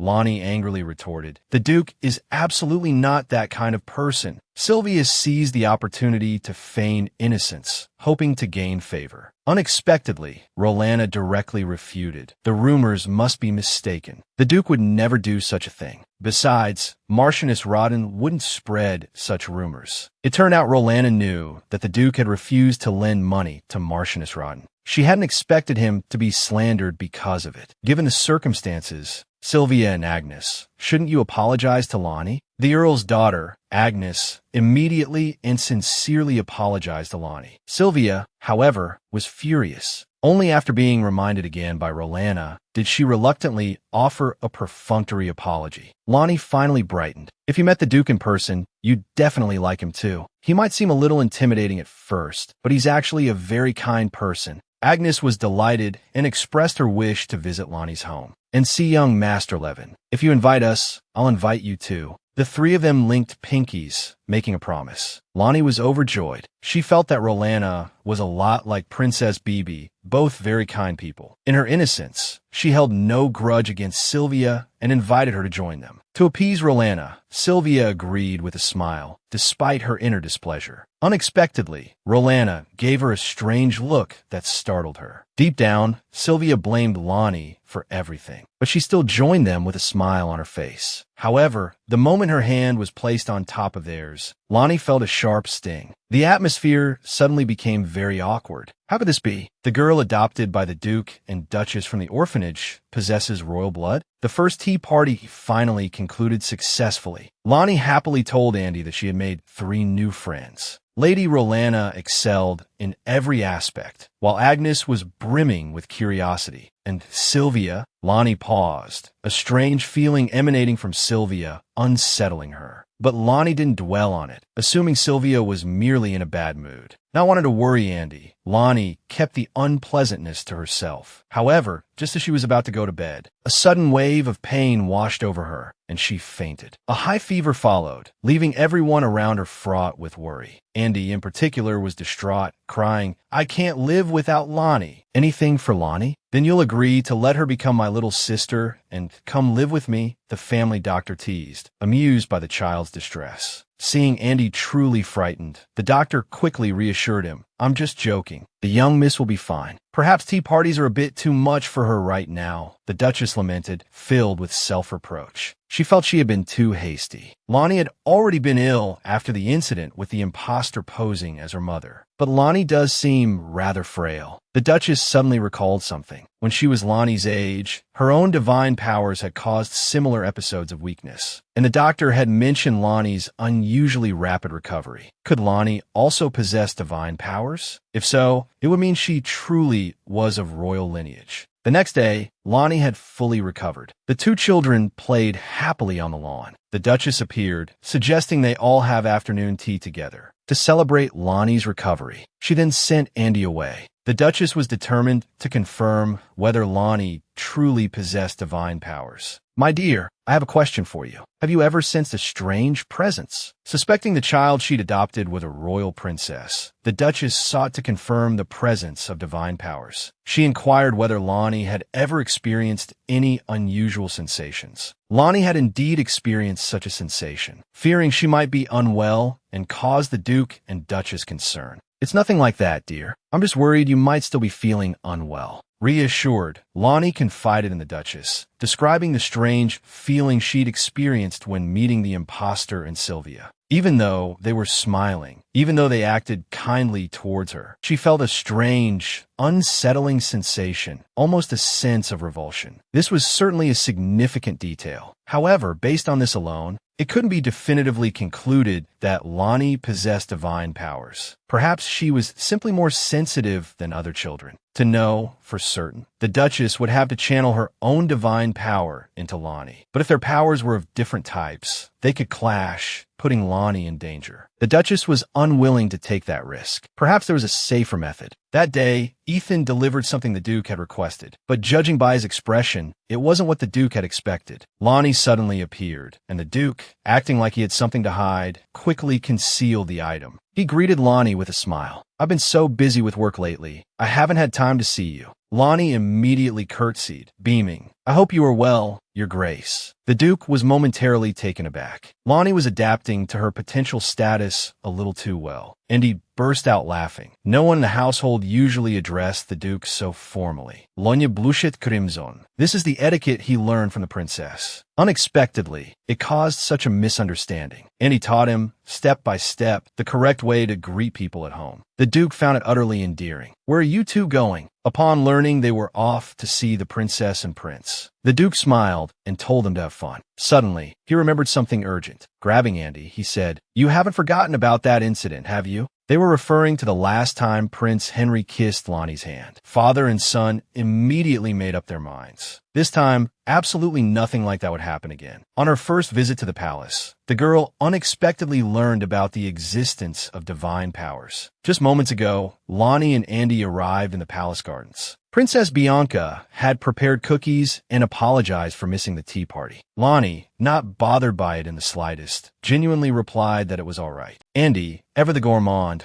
reached for the delicious-looking cookies, only to be stopped by Bianca. The two playful rivals bickered, neither willing to give in. Prince Henry asked how the tea party was and if Lonnie had made any good friends. Lonnie, enthusiastic, gushed about making 3 new friends. Lady Rowena, Agnes, and Sylvia, she declared. I'm so glad I went to the tea party. Bianca was surprised that even Lady Rowena, a lady-in-waiting, had attended. After all, attending a tea party at the Duke's residence could have political implications. Henry noticed Lonnie's radiant smile, brighter than before. Lonnie, try this cookie. It's super delicious. Just as Lonnie was about to take the cookie, Andy snatched it away. Because of the previous incident, he was determined not to give Henry any chance to get close to Lonnie. The princess then asked what game they wanted to play. After a moment of contemplation, Lonnie smiled and suggested playing house. Henry immediately seized the opportunity. Lonnie, you be the mom, and I'll be the dad. Andy, not to be outdone, also insisted on being the dad. The two boys bickered, refusing to yield. Seeing this, Lonnie quickly called a halt. I have a good idea. Her suggestion,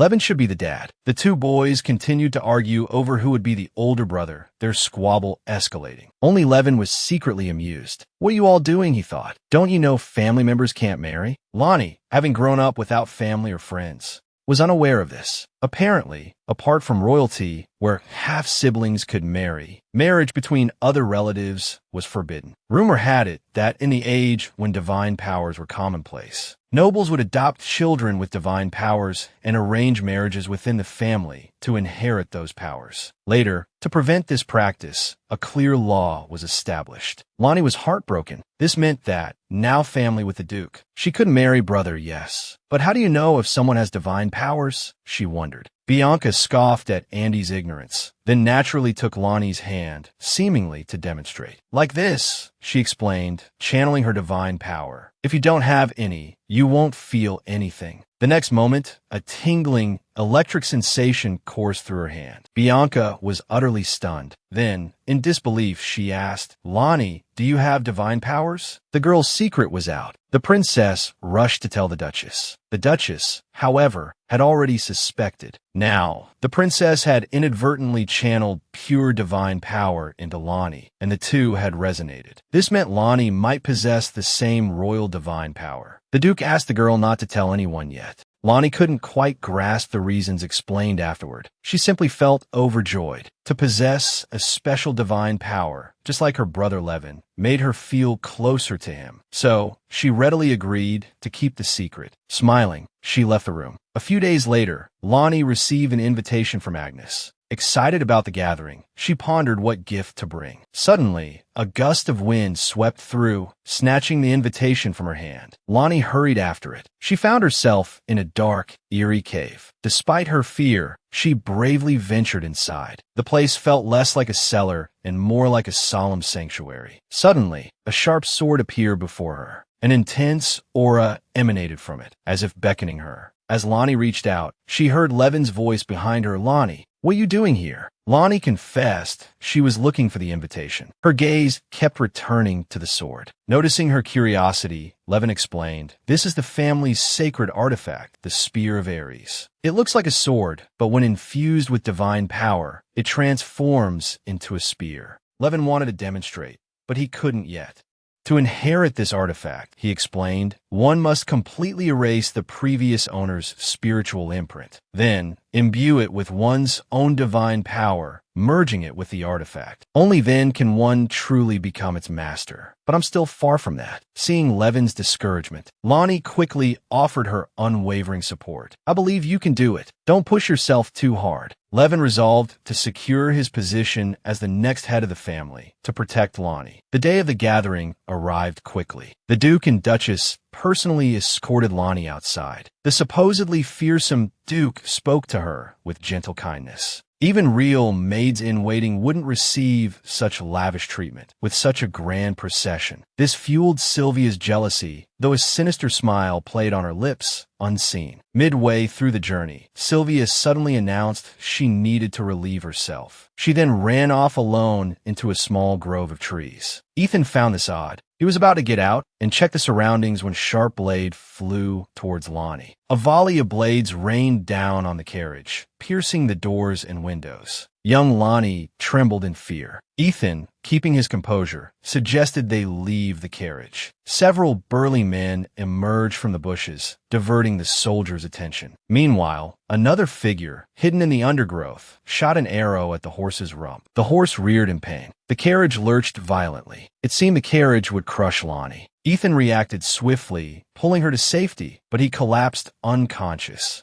Levin, fighting off the bandits, cried out, "Miss, don't worry about anything." Lonnie finally regained some of her senses. She thought perhaps leaving would be the best way to help, but before she could act, a man grabbed her from behind. Levin fought desperately to free her, standing his ground even against the ferocious bandits. But in the next moment, he was struck down by their leader. He could only watch helplessly as Lonnie was taken away. Sylvia, arriving late at the scene of carnage, realized with horror that she had caused a disaster. She had only intended for Marquis Rodden's daughter to teach Lonnie a lesson. They never could have imagined such a thing happening. At this moment, the Duke and Duchess were blissfully unaware. With their own hands, They had crafted a small doll for Lonnie. It had taken them a full month to complete. Yet, they still felt the purple crystal used for the doll's eyes simply couldn't compare to the brilliance of Lonnie's own. So, the Duke had paid an exorbitant price for a purple diamond. Now, they eagerly awaited its arrival so they could replace the crystal. The Duchess was already picturing Lonnie's delighted reaction, imagining the girl jumping for joy upon receiving the doll. But just then, a guard rushed in with urgent news. Lady Lonnie has been kidnapped. The Duke immediately ordered a search party to scour the Saba forest. However, the forest belonged to Earl Thurn, and even the Duke couldn't interfere without permission. He made a difficult decision. He would promise to owe someone a favor. The guard's face registered shock. This was a significant pledge. The Mars family was known for their unwavering commitment to repaying debts. For them to offer such a favor was no small matter. Learning that some of the bandits had been captured and imprisoned in the dungeon, the Duke's expression darkened. "Take me to them," he commanded coldly. "I will interrogate them myself." At that very moment, Prince Henry and Princess Bianca arrived at the Duke's residence. They had intended to surprise Lonnie, but instead, they were met with this devastating news. As a prince, Henry couldn't interfere in the affairs of the nobility. But this concerned Lonnie's safety. He couldn't stand idly by. He decided to secretly join the search party. Meanwhile, the kidnapped Lonnie slowly regained consciousness. Seeing the masked figure before her, she quickly closed her eyes, planning to find the right moment to leave a clue for the Duke. Suddenly, the carriage jolted. The movement revealed a pattern on the kidnapper's clothing. Lonnie instantly recognized it. It was a symbol of Marquis Rodden's house. The mastermind was Lady Lydia. The girl had been the victim of a premeditated kidnapping orchestrated by the Duke's niece. Lonnie's pitiful appearance stirred a flicker of guilt and fear in her captors. After all, they were knights with their own code of honor. Furthermore, the girl was under the Mars family's protection. If they were discovered, their lives would be forfeit. Lonnie spoke up, her voice trembling. "May I please relieve myself?" Satisfied with a few verbal warnings, they relaxed their vigilance. Escape seemed impossible in her current situation. Lonnie looked around, searching for something to write with, desperate to leave some kind of trace. Though she was afraid of pain, returning to her family was paramount. She bit the inside of her lip until it bled, then pulled off her sock. Using her blood, she scrawled a few letters on the fabric, hoping the Duke would understand and find her. Alone in the carriage, Lonnie was heartbroken. She worried about Levin, wondering if he was hurt. She missed the night guards, too. She longed for them all. Suddenly, the carriage stopped. A familiar voice cut through the silence. "My, doesn't this look just perfect on you?" It was Lydia, as Lonnie had suspected. Without a word, the cruel girl slapped Lonnie across the face. The force of the blow startled even the knights. "That's for the slap I couldn't give you before. Consider it doubled," Lydia sneered. "Now there's no Andy to shield you and no Ethan to coddle you.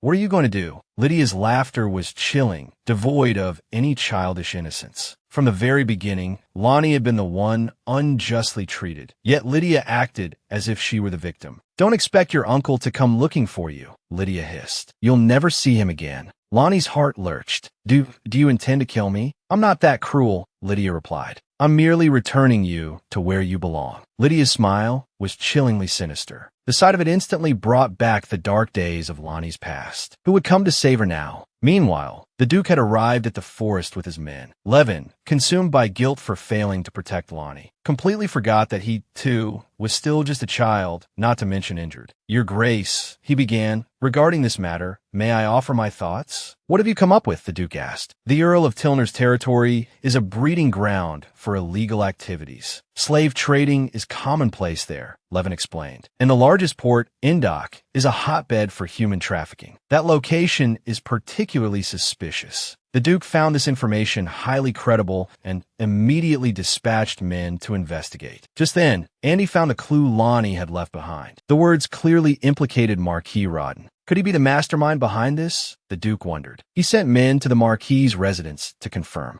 After sending young Andy back to the manor, the Duke, burning with urgency, led his men towards the port. Lonnie, now locked up, explored her surroundings and discovered a washroom nearby. If there's a washroom, there must be a vent, she thought. I have to get out before they discover me. But just as she climbed onto the windowsill, the door burst open. Desperate to avoid recapture, she jumped without hesitation. She sprinted towards the dense woods. Kidnapped and about to be sold into slavery, She seized the opportunity and plunged into the trees. But moments later, she collided with someone. Lonnie braced herself to be captured again, but the stranger's voice was unexpectedly gentle, like an angel's. "Are you lost, child? What's your name?" Lonnie didn't recognize the person before her, but her instincts told her they weren't dangerous. "My name is Lonnie," she replied. "Can you help me?" The stranger immediately recognized the girl. The Eye of Truth, a power only those of royal blood could wield. Even the current emperor didn't possess such a potent life force. Before she could confirm the girl's identity, the knight who had kidnapped Lonnie reappeared. Like a startled rabbit, Lonnie darted into the undergrowth. The silver-haired woman pointed the kidnapper in the opposite direction. But when she returned, Lonnie was gone. They would meet again soon, however. Meanwhile, aided by the prince, the Duke had arrived at the port of Indok to begin his search. He was certain Lonnie was still there. Knowing the kidnappers would have taken advantage of the lax security during the early morning hours, he ordered his men to search every building, even ordinary homes. Elsewhere, Lonnie, after running all day, was about to reach a house when she was suddenly seized again. "Try running again, and I won't be so lenient," the man growled. His menacing demeanor made the other captive children whimper. Lonnie stifled her own sobs. Just then, someone rushed in. "We have a problem. We're under attack. They look like noble soldiers." Lonnie was sure it was the Duke coming to her rescue.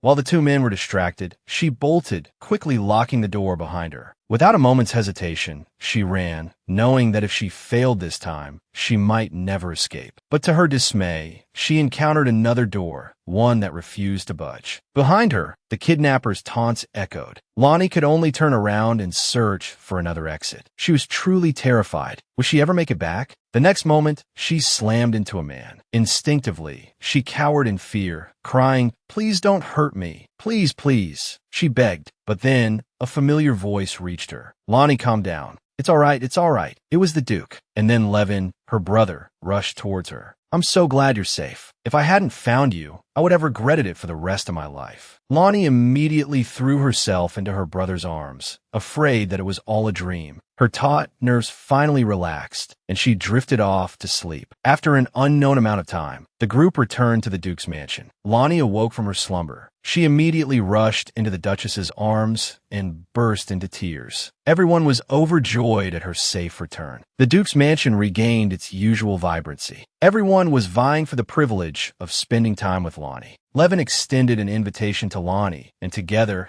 they all moved towards a happy future. The orphan girl was, in fact, of royal blood. Upon learning this, Lonnie felt no joy, choosing instead to continue her current life. To her, this was her true home. Soon, the years passed, and they all grew older. Although Lonnie knew she possessed divine power, her life remained unchanged. This was her simple and humble wish. Kind-hearted Lonnie became a volunteer to help the poor. But as the empire waged its war of territorial expansion, the number of wounded steadily increased. So the Mars family established a separate manor specifically for treating the injured. Lonnie secretly used her divine power to heal those in pain. These past few years had made her even more grateful to the Duke and his family. She could never repay their kindness. She wanted to spread happiness to everyone around her. Just then, Agnes brought a letter. Lonnie was incredibly excited. She assumed it was a reply from Levin, who had gone to the battlefield. But unexpectedly, it was an invitation from the royal family. Princess Bianca and Prince Henry's birthdays were approaching. Lonnie felt a pang of emotion. Because of the war, they hadn't seen each other in a long time. But only Agnes knew that this was the Duke's doing, preventing her from seeing Prince Henry. Just then, a knock echoed from outside. Visitors had arrived, claiming to be searching for their lost child. Countless people had come over the years claiming to be her family. But after using her divine power to sense their true intentions, they all proved to be false. So, although Lonnie was saddened, she recovered quickly. Unnoticed, wrinkles had begun to appear on the Duchess's face. But in her eyes, Lonnie was still the little girl who hadn't grown up. However, their peaceful life was about to be shattered. Today was the day of the royal banquet. Lonnie attended with her brother and the Duchess. The young women, happy to be reunited after so long, joyfully drank together. Prince Henry eagerly made his presence known. Seeing his shy expression, it was clear he still liked Lonnie, just as he had when they were children. Bianca, who was still shipping them, was startled by Andy's sudden appearance. She instantly bristled like a startled cat. The two bickered playfully, just as they had in their childhood. Lonnie couldn't help but enjoy their dynamic, but she still couldn't help but wish Levin were there too. Whenever she thought of Levin, Lonnie's heart would flutter uncontrollably. Even after all these years, she still didn't understand what these feelings meant. Seeing that the others had noticed her daydreaming, Lonnie blushed and quickly excused herself. But she accidentally bumped into someone. Her divine power manifested without warning. To avoid revealing her powers, Lonnie quickly bowed her head and apologized. Because of this, she didn't see the woman in front of her. Unaware, the woman stared at Lonnie's retreating figure, murmuring to herself, "This girl looks a lot like the Lonnie I knew.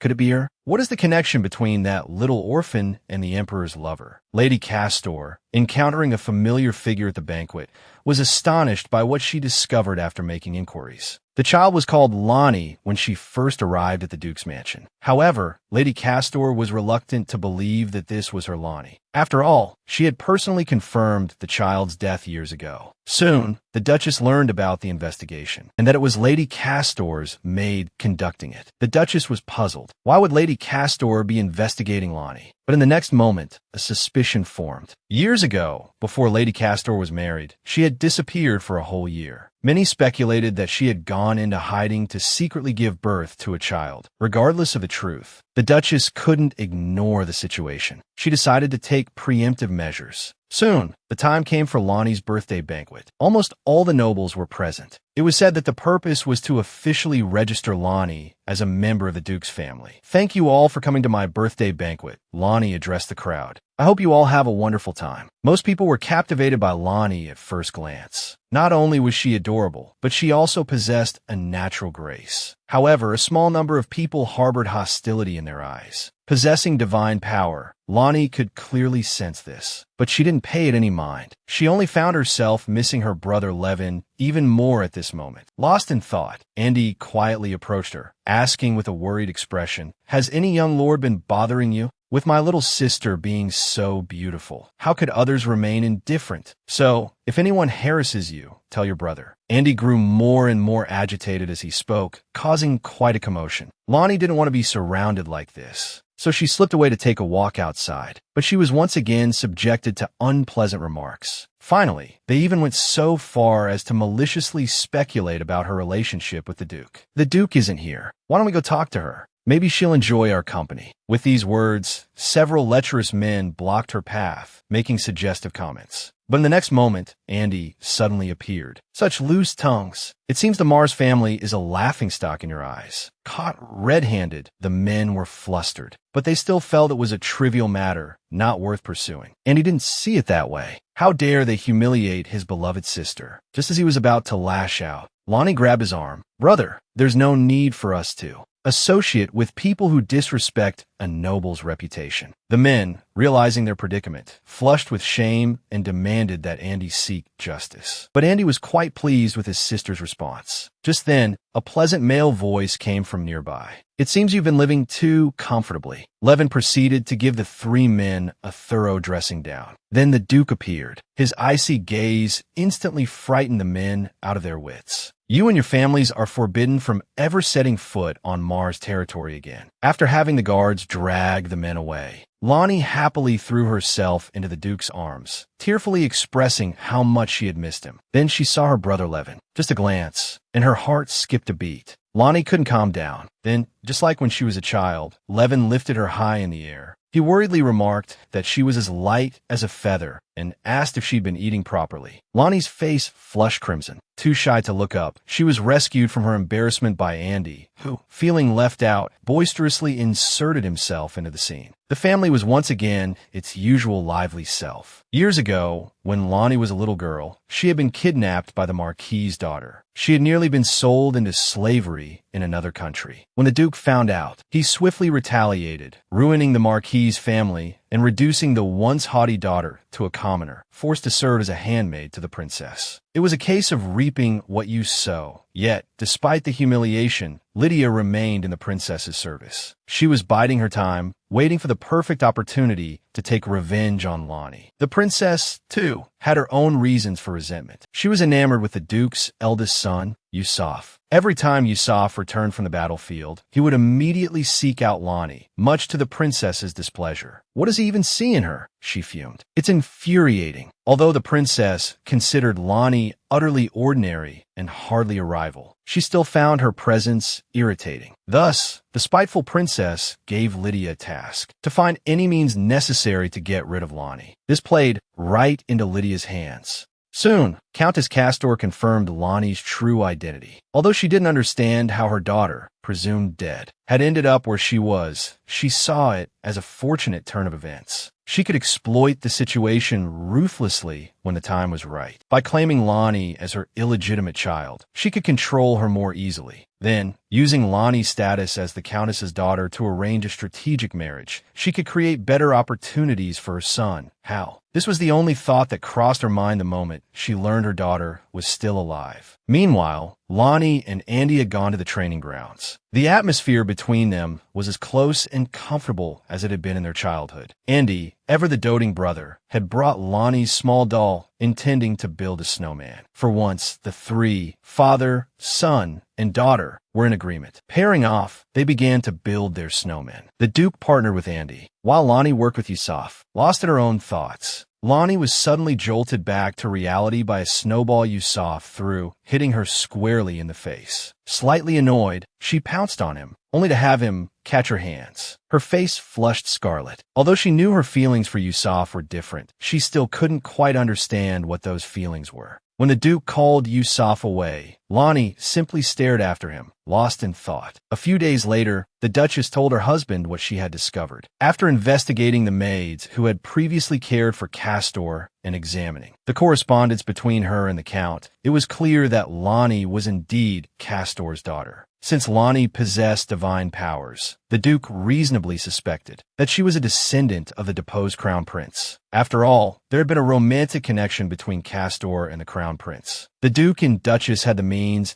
to permanently separate Lonnie from Castor. But what if Lonnie wanted to reunite with her birth mother? After all these years, the Duke and Duchess had always considered Lonnie their own child. Though it pained them, they respected Lonnie's wishes above all else. They only hoped she would follow her heart and live a happy life. Ever since Lonnie had acknowledged her feelings for Yusuf, she had been in a state of constant excitement. She couldn't focus on anything. Just then, Agnes rushed in with an urgent message. Someone had arrived, sent by Lonnie's birth parents, to take her away. Lonnie didn't dwell on it. After all, she'd experienced plenty of false alarms over the years. However, this time felt different, because before that, the Duchess had something to say. The person coming to see you this time is someone connected to your birth mother. The Duchess explained the whole situation to Lonnie. She wanted to hear Lonnie's thoughts. The girl paused for a moment, then said seriously, "If I don't want to go, can we just pretend we don't know anything?" The Duchess knew this wouldn't work. Even if that were the case, as long as Lonnie didn't agree, they would do everything in their power to obstruct the situation. Still, Lonnie was a little afraid. If the fact that I possess royal divine powers is discovered, they won't let it go. Things might even get worse. But the royals haven't shown up yet, so they probably don't know about it. Just then, the butler hurried in with a message from the Duke. He asked Miss Lonnie to meet the people sent from Count Castor's estate. Together, they went downstairs. The man introduced himself as Patterson, the butler of Count Castor's estate. He had been ordered to come and collect Miss Lonnie. "Miss, you may very well be the Countess's long-lost daughter. Therefore, we hope you will come with us for confirmation." Lonnie thought for only a few seconds before flatly refusing. "I don't know either Countess Castor or you, so I won't just leave with you." The man immediately invoked the temple, saying this invitation had been officially sanctioned by them. However, Lonnie still refused. "Even the temple doesn't have the right to force me." At that moment, Yusuf suddenly appeared, firmly stating, "Please leave. He will not be going with you." The butler remembered the Countess's instructions. If Lonnie strongly refused, he shouldn't force her. So, after apologizing and bowing, he turned and left. However, just as everyone breathed a sigh of relief, urgent voices sounded from outside. "It's bad. People from the royal family are here." It said someone reported the young miss for impersonating a noble. The next moment, a squad of soldiers burst in. "Excuse us. We have orders from Her Highness the Princess to take the culprit away." The girl had been reported by the antagonistic princess. It seemed she was about to be arrested by the guards for impersonating a noble. The Duke was furious. He was determined to protect Lonnie. No matter the charge, this child is a noble. Under no circumstances can she be forcibly taken away. With that, he drove all the guards out. Lonnie then remembered that when she was young, in order to allow her to enter the Duke's household, they had given her the family name of a house that was about to disappear. So this issue had always been a hidden danger. Seeing everyone so worried and busy on her behalf, she felt incredibly guilty. She silently made up her mind. Meanwhile, Levin, at the temple, received the news. He was distraught all day. He hoped the Divine Maiden would intervene and help. But the Divine Maiden knew Lonnie was actually royalty and was bound to face turmoil in the future. Worried, Levin decided to go see Lonnie. That night, Lonnie left the Duke's mansion with her belongings to avoid causing any more trouble for everyone. This was all she could do. Just then, Levin caught up to her. Lonnie finally broke down. She didn't really want to leave. The thought of leaving everyone she had come to regard as family over the years made it impossible for her to take another step. But aside from leaving, she felt powerless. I must seem ridiculous, wanting to leave but hesitating like this. Levin immediately comforted Lonnie. "Actually, I don't want you to leave. I'm sure everyone feels the same way. And doesn't Miss Lonnie like young Master Yusuf?" Lonnie, embarrassed, wanted to deny it. But Levin had known her well since childhood. "It's all right. Just like who I like is my own business. Who Miss Lonnie likes is Miss Lonnie's freedom. So, you should return to the Duke's mansion. This isn't your fault. Everyone in the Duke's household truly cares for you.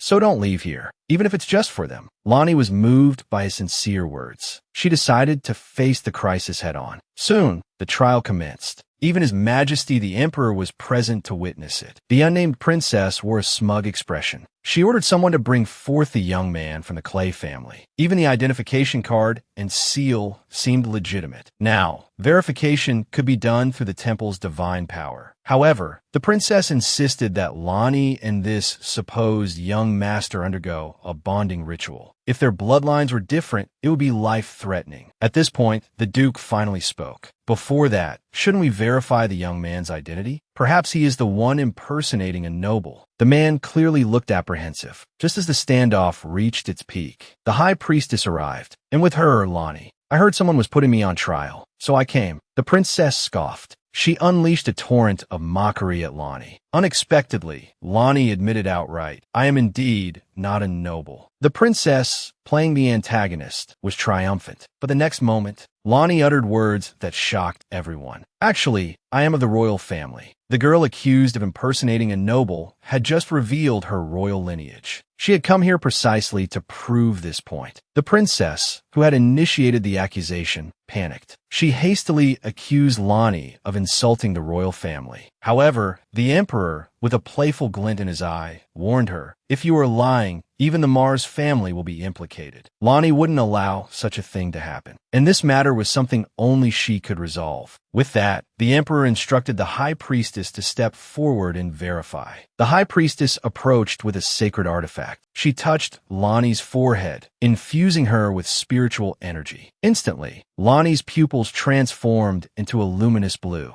Everyone present stared wide-eyed, including the emperor and the duke and duchess, because the divine power Lonnie now displayed was unprecedented in its strength. The emperor let out a sinister chuckle. He was already plotting how to use her. Therefore, he didn't pursue further testing of her bloodline. Instead, he recognized Lonnie as his own long-lost daughter. "Looking closer, you really do resemble me. It's quite fortunate. You and the fourth prince are of similar age. You should become good playmates. When you are formally recognized as a princess, I shall bestow upon you a new name." Lonnie had never imagined leaving the Duke's mansion in this way. But to resolve the current predicament, this was the only option. "I have something to say to your majesty." It was the Duchess. She realized, "I possess divine power. If it weren't for them, I might never have known my true identity in this lifetime. Therefore, I hope this matter will not implicate anyone from the Mars family." At these words, The emperor, who had intended to use this opportunity to punish the duke's household, was left speechless. The clueless princess still wanted Lani punished, but instead, the emperor reprimanded her for spreading rumors. Fearing punishment, the princess hastily shifted the blame onto Lydia. It was her. She resents Miss Lani. I heard she even instigated someone to kidnap Princess Lani before. That person is her. The emperor, his killing intent palpable, ordered his soldiers to imprison Lydia. Lydia desperately pleaded with Lani for help. He begged her to spare him. However, remembering a childhood incident involving a dress clash, Lani felt no pity for him and turned, leaving the clinic without a word. Back at the Duke's mansion, everyone rushed to comfort her, their faces etched with worry. Lani feigned strength, but Yusuf saw through her facade. "If you don't want this," he said, his voice firm, "the Duke's household will do everything in its power to help you." "It's all right, brother Yusuf," Lani replied, forcing a smile. "I've been so fortunate to grow up here. I'm grateful to the Duke and Duchess for raising me. Thank you all for everything," she continued, her voice wavering slightly. "I should go now. Please take care." Lani hurried to leave the room. If she left, the Duke's family would be safe. But the next moment, Yusuf caught her from behind, his arms wrapping around her. "Lani, remember this," he whispered, his voice thick with emotion. "No matter what happens, you will always be a part of the Mars family. We will always be here for you." Lani finally broke down, turning and clinging to Yusuf. She savored the warmth, knowing it might be fleeting. The emperor was wary, and the Duke's household wouldn't allow them to meet easily. Only after the emperor's officials pressed relentlessly did Lani finally agree, offering a strained smile as she bid farewell. Having just arrived back at the imperial palace, Lani was immediately introduced to Countess Castor by the emperor. "Well, Countess, what do you think? Isn't my daughter beautiful?"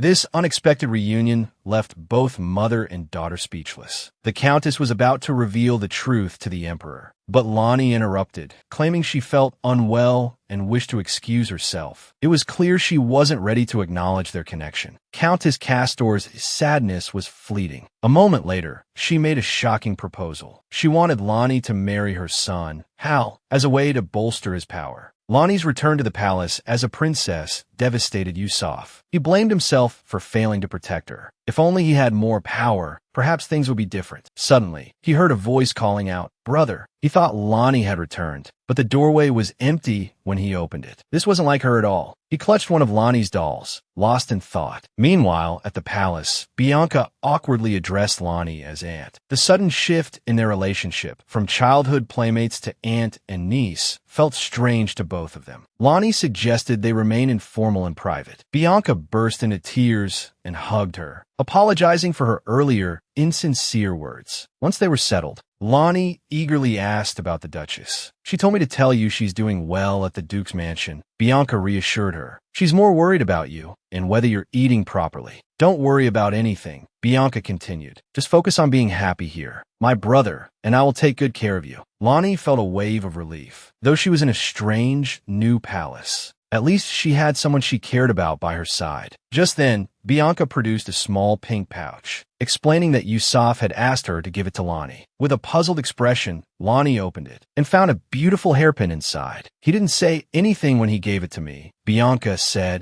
"but I could tell he misses you a lot." Lani blushed crimson. Bianca grinned. "I knew it." That night, Lani dreamt that she was wearing the hairpin, and Yusuf was there beside her. He pulled her into a tight embrace, whispering, "I miss you so much, Lani." Lani's eyes snapped open. Self-deprecatingly, Lani thought, "Just how much do I yearn for Yusuf for me to have a dream like that?" Yet, in the next second, a figure materialized in her room, seemingly out of thin air. As the figure lowered their cloak, Lani's eyes widened in recognition. Standing before her was Yusuf, the very person who occupied her every waking thought. "Lani, you're still awake? I came to see you." Hearing Yusuf's comforting voice, Lani's composure crumbled. They embraced. "I missed you so much, Yusuf," she whispered. Lani's unconscious confession left Yusuf momentarily speechless. However, the commotion in the room had attracted the attention of the guards. Yusuf knew he had to leave. He knelt down and held Lani close. "Our Lani will be alone again, but you must take good care of yourself. Eat and sleep well, you understand?" Their brief reunion ended. The next day, Lonnie visited the temple affiliated with the royal family. She hadn't seen Levin since their last encounter. She'd heard he had been transferred here. Just then, the emperor appeared with Levin in tow. Lonnie understood that the emperor held a position equal to the high priestess, but wielded considerable secular power. Therefore, his influence within the palace rivaled that of the high priestess. After a brief exchange of pleasantries, Lonnie and Levin stepped out into the courtyard. During his time here, Levin had uncovered some intriguing information. The current royal family publicly claimed to be of the same lineage as Cloyd, the founder of the empire, sharing the same bloodline. However, rumors persisted that the first emperor, the empire's founder, was actually the first head of the Mars family. His name was supposedly Drona Mars. Lonnie had just unexpectedly learned that her long-lost mother had been made to marry her own younger brother. She had also just discovered that the Mars family ancestors, like the royal family, possessed the legitimate right to inherit the throne. Normally, such a topic was forbidden, but Levin claimed to have overheard others discussing it, as if they were desperately trying to conceal something. Lonnie didn't press him for answers, allowing Levin to depart. If what he said was true, it meant the current rulers of the empire should be members of the Mars family. That would explain the royal family's apprehension towards the Mars family. Taking it a step further, if the founder of the Mars family was indeed a woman who successfully ascended to the throne, it would mean that princesses also had the right to inherit. Upon returning that day, Lonnie encountered someone unexpected. It was Anne, who had cared for her since childhood. The Duke had gone to great lengths to arrange her presence, now reinstated as Lonnie's personal maid, and began to comb her hair as she always used to. It made Lonnie nostalgic for her days at the Duke's mansion. So much time had passed without her realizing, and also brought important news. The royal family was selecting a personal night for Lonnie. A swordsmanship tournament was to be held outside the palace for this purpose. The victor, it was said, would become her dedicated knight. Lonnie immediately thought of Yusuf, but the thought was fleeting. She knew members of the royal guard couldn't marry. A royal guard with family had vulnerabilities compromising their loyalty. Just then, word arrived that Countess Castor requested an audience. Not wanting the matter to spread, Lonnie dismissed Anne. To her surprise, the Countess rushed in and embraced her tightly. Saying today is his birthday, Countess Castor continued, pulling a delicate necklace from her pocket. A small gift. Lonnie, however, firmly refused it. "You are my birth mother," Lonnie stated, her voice unwavering. "This cannot be made public, and I recall having explicitly refused you before." The Countess hadn't expected such a resolute rejection. It seemed she would have to try a different tactic. Laying the groundwork for an emotional appeal, she began, "No matter what, you are still my child, and I didn't abandon you on purpose. I searched the entire village. I thought you were dead.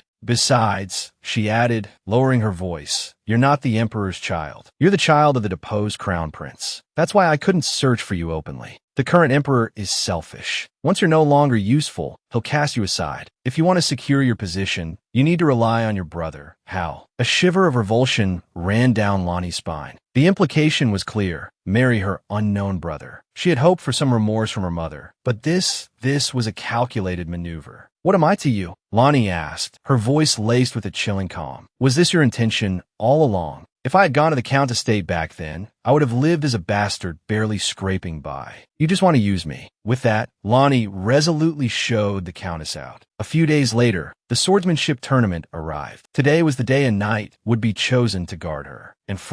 And Lonnie learned something momentous. Yusuf, her brother, was participating in the competition to become her knight. To see her every day, he had volunteered for the position of her personal guard. But if chosen, he would forfeit his right to inherit the title, to marry, to have a family. And the arena was merciless. Even death was merely a testament to insufficient skill. Lonnie prayed silently. Please, she thought, let him be safe. Soon, the competition officially began. It wasn't long before Yusuf fought his way to the finals. The emperor was displeased. Princess Aileen, who was fond of Yusuf, was even more disgruntled. She outright suggested a marriage alliance between Yusuf and the royal family. Lonnie knew that if the emperor agreed, even Yusuf wouldn't be able to easily refuse. So she spoke up, pointing out the impropriety of proposing a marriage to a contestant. The emperor, however, turned the question back on her. Do you want the eldest son of the Mars family as your knight? The air in the arena instantly chilled. Thinking quickly, Lonnie countered, stating that changing the rules mid-competition would reflect poorly on the royal family. And she added, if a member of the Mars family becomes my knight, wouldn't that mean their loyalty is to the crown? The emperor found this logic compelling. Perhaps he could use this to suppress the Mars family's growing influence. As expected, Yusuf won the competition. Knowing full well that becoming a knight meant forfeiting his inheritance, the emperor sneered, the future of the Mars family is certainly bright. Yusuf ignored the jibe. Instead, he knelt before Lonnie. Yusuf of the Mars family wishes to pledge his allegiance to Princess Lonnie. Will you accept my oath? He kissed the back of her hand. I hope my request does not burden you unduly, princess. Hearing his words, Lonnie finally smiled, a genuine smile that reached her eyes. With Yusuf by her side, she felt she could overcome anything. Later, back in her chambers, Yusuf reiterated his reasons for being there. I came here to protect you of my own free will, and my father wishes it too. So you don't have to worry about anything. For a brief moment, they forgot everything else, embracing each other tightly, savoring this hard-won moment of happiness, unaware of the danger that lurked just around the corner. Meanwhile, the Duke received news of unrest in the recently recaptured territory of Sinburgo. However, this coincided with a crucial moment in the campaign against Grancis. He feared unforeseen complications. There was also another piece of important news. Count Louis, originally from the conquered nation of Filton, had petitioned the emperor for Princess Eileen's hand in marriage. Under normal circumstances, the emperor would have no reason to refuse. Louis had personally delivered the head of Filton's leading general, allowing the empire to easily conquer the nation. But the Duke held Louis in low regard. He also had a premonition that Filton might very well rise up again. Based on various clues, he suspected Levin was the missing son of Filton's Grand Duke. The two looked practically identical. He only hoped Lonnie wouldn't get caught up in this messy affair. Meanwhile, Lonnie, in relatively good spirits, received an unexpected visitor. The High Priestess, having also noticed something amiss, questioned Lonnie about Levin. Although Lonnie had grown up alongside Levin, she didn't actually know much about him. Just then, the High Priestess revealed a shocking piece of information. Levin had a hidden identity. The royal family would soon be engulfed in a bloody conflict. The princess, recently acknowledged by the royal family, was targeted by an assassin at the banquet. This was her first public appearance as a princess. She could only observe the Duke's family from afar. Thankfully, Yusuf was by her side, making her feel less alone. However, due to his status, everyone present, regardless of their motives, approached him. This forced Yusuf to fetch drinks himself. The New Year's banquet revealed something to Lonnie. She saw clearly that the emperor favored the fourth prince. He had even found excuses to prevent the crown prince and Princess Bianca from attending. Just as Lonnie was looking around out of boredom, an assassin disguised as a servant girl rushed out. Fortunately, Yusuf arrived in time. Chaos erupted.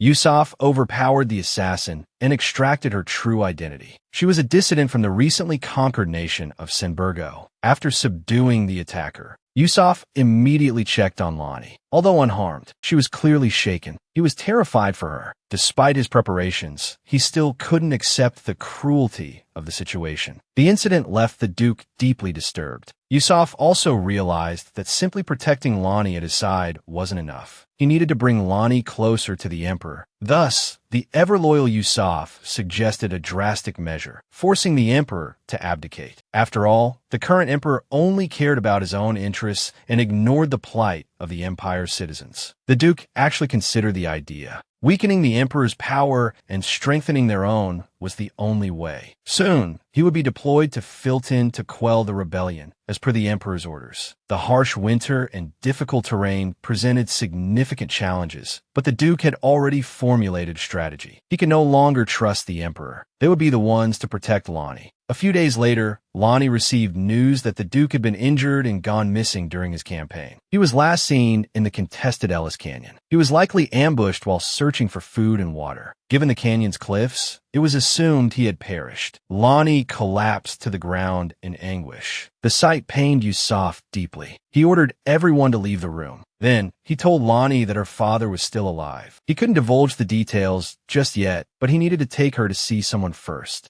Lonnie assumed she was going to see the Duke. Instead, Yusuf asked her how much she knew about Levin. "We're going to the church," he said. "There, you'll learn some important truths, not just about your father's whereabouts. And then there's the matter of your good friend, Levin, to protect a girl with no blood relation to him. The ever-loyal Duke conspired to undermine the Emperor's authority." Just now, Lonnie followed Yusuf to the church and met Levin, who had been missing for so long. After a brief exchange of greetings, Lonnie asked why Yusuf had brought her there. Yusuf told her the truth. The Duke's disappearance was planned. He couldn't stand the Emperor's tyrannical rule and wanted to check the imperial power. Only with the Mars family gone would the surrounding nations make their move. Then, the royal family would be forced to rely on the Mars family's strength. But unexpectedly, the Emperor also tried to eliminate the Duke. So, after the attack, the Duke took the opportunity to go into hiding. Hearing that the Duke was injured, Lonnie was frantic. To keep her from worrying too much, Yusuf didn't reveal the extent of his injuries. Instead, he said the Duke was hiding in a secret base and was perfectly safe. Their closeness deeply stung Levin, but he chose to keep his affections hidden. So how long will the Duke have to hide? A few months at most. Once the Empire's control weakens and the occupied nations rebel, the royal family will need the Mars family's help. Then why is Levin here? Does he have anything to do with this? The Duke gave me a proposition. He asked if I wanted to reclaim Filton.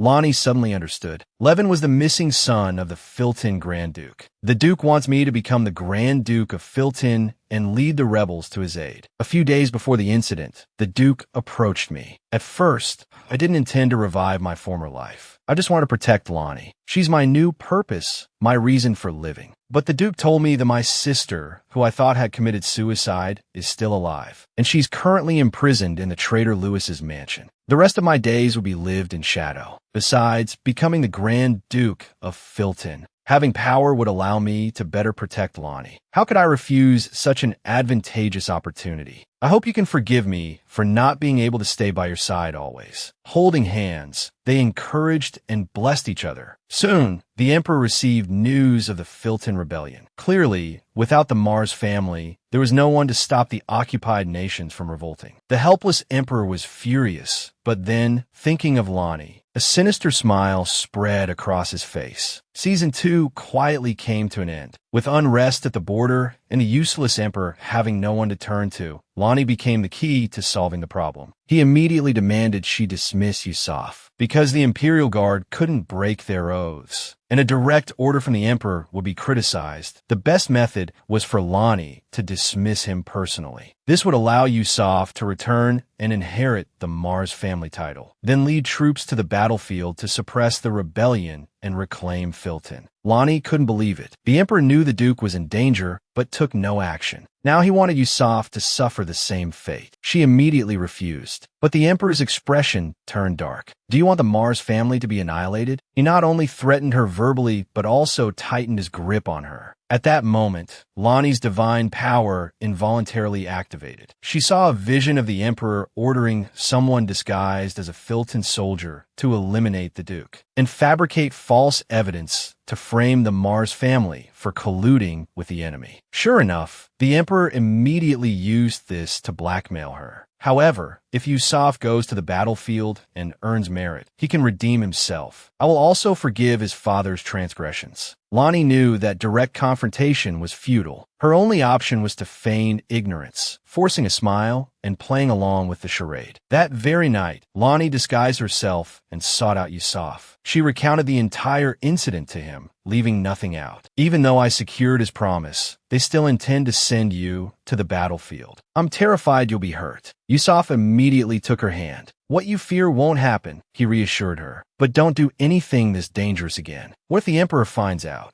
Remember, you must always prioritize your own safety. After all, you're the most important person to me." His tender words sent Lonnie's heart aflutter, and Yusuf felt the same. He made her a promise. "Even if I'm relieved of my position in the Imperial Guard, if you ever need me, I'll return immediately. Please stay safe until then." Though the words remained unspoken, It was as good as a confession. They stood close, basking in the warmth of the precious moment. The day of Yusuf's departure banquet arrived quickly. The fourth prince, Hal, whom Lonnie had never formally met, made an appearance. By blood, they were half-siblings, sharing the same mother. But through their fathers, he was the child of her uncle. So, it was puzzling when Hal addressed her as sister. Learning that the emperor had decreed Hal as her escort for the banquet startled her. What are they planning?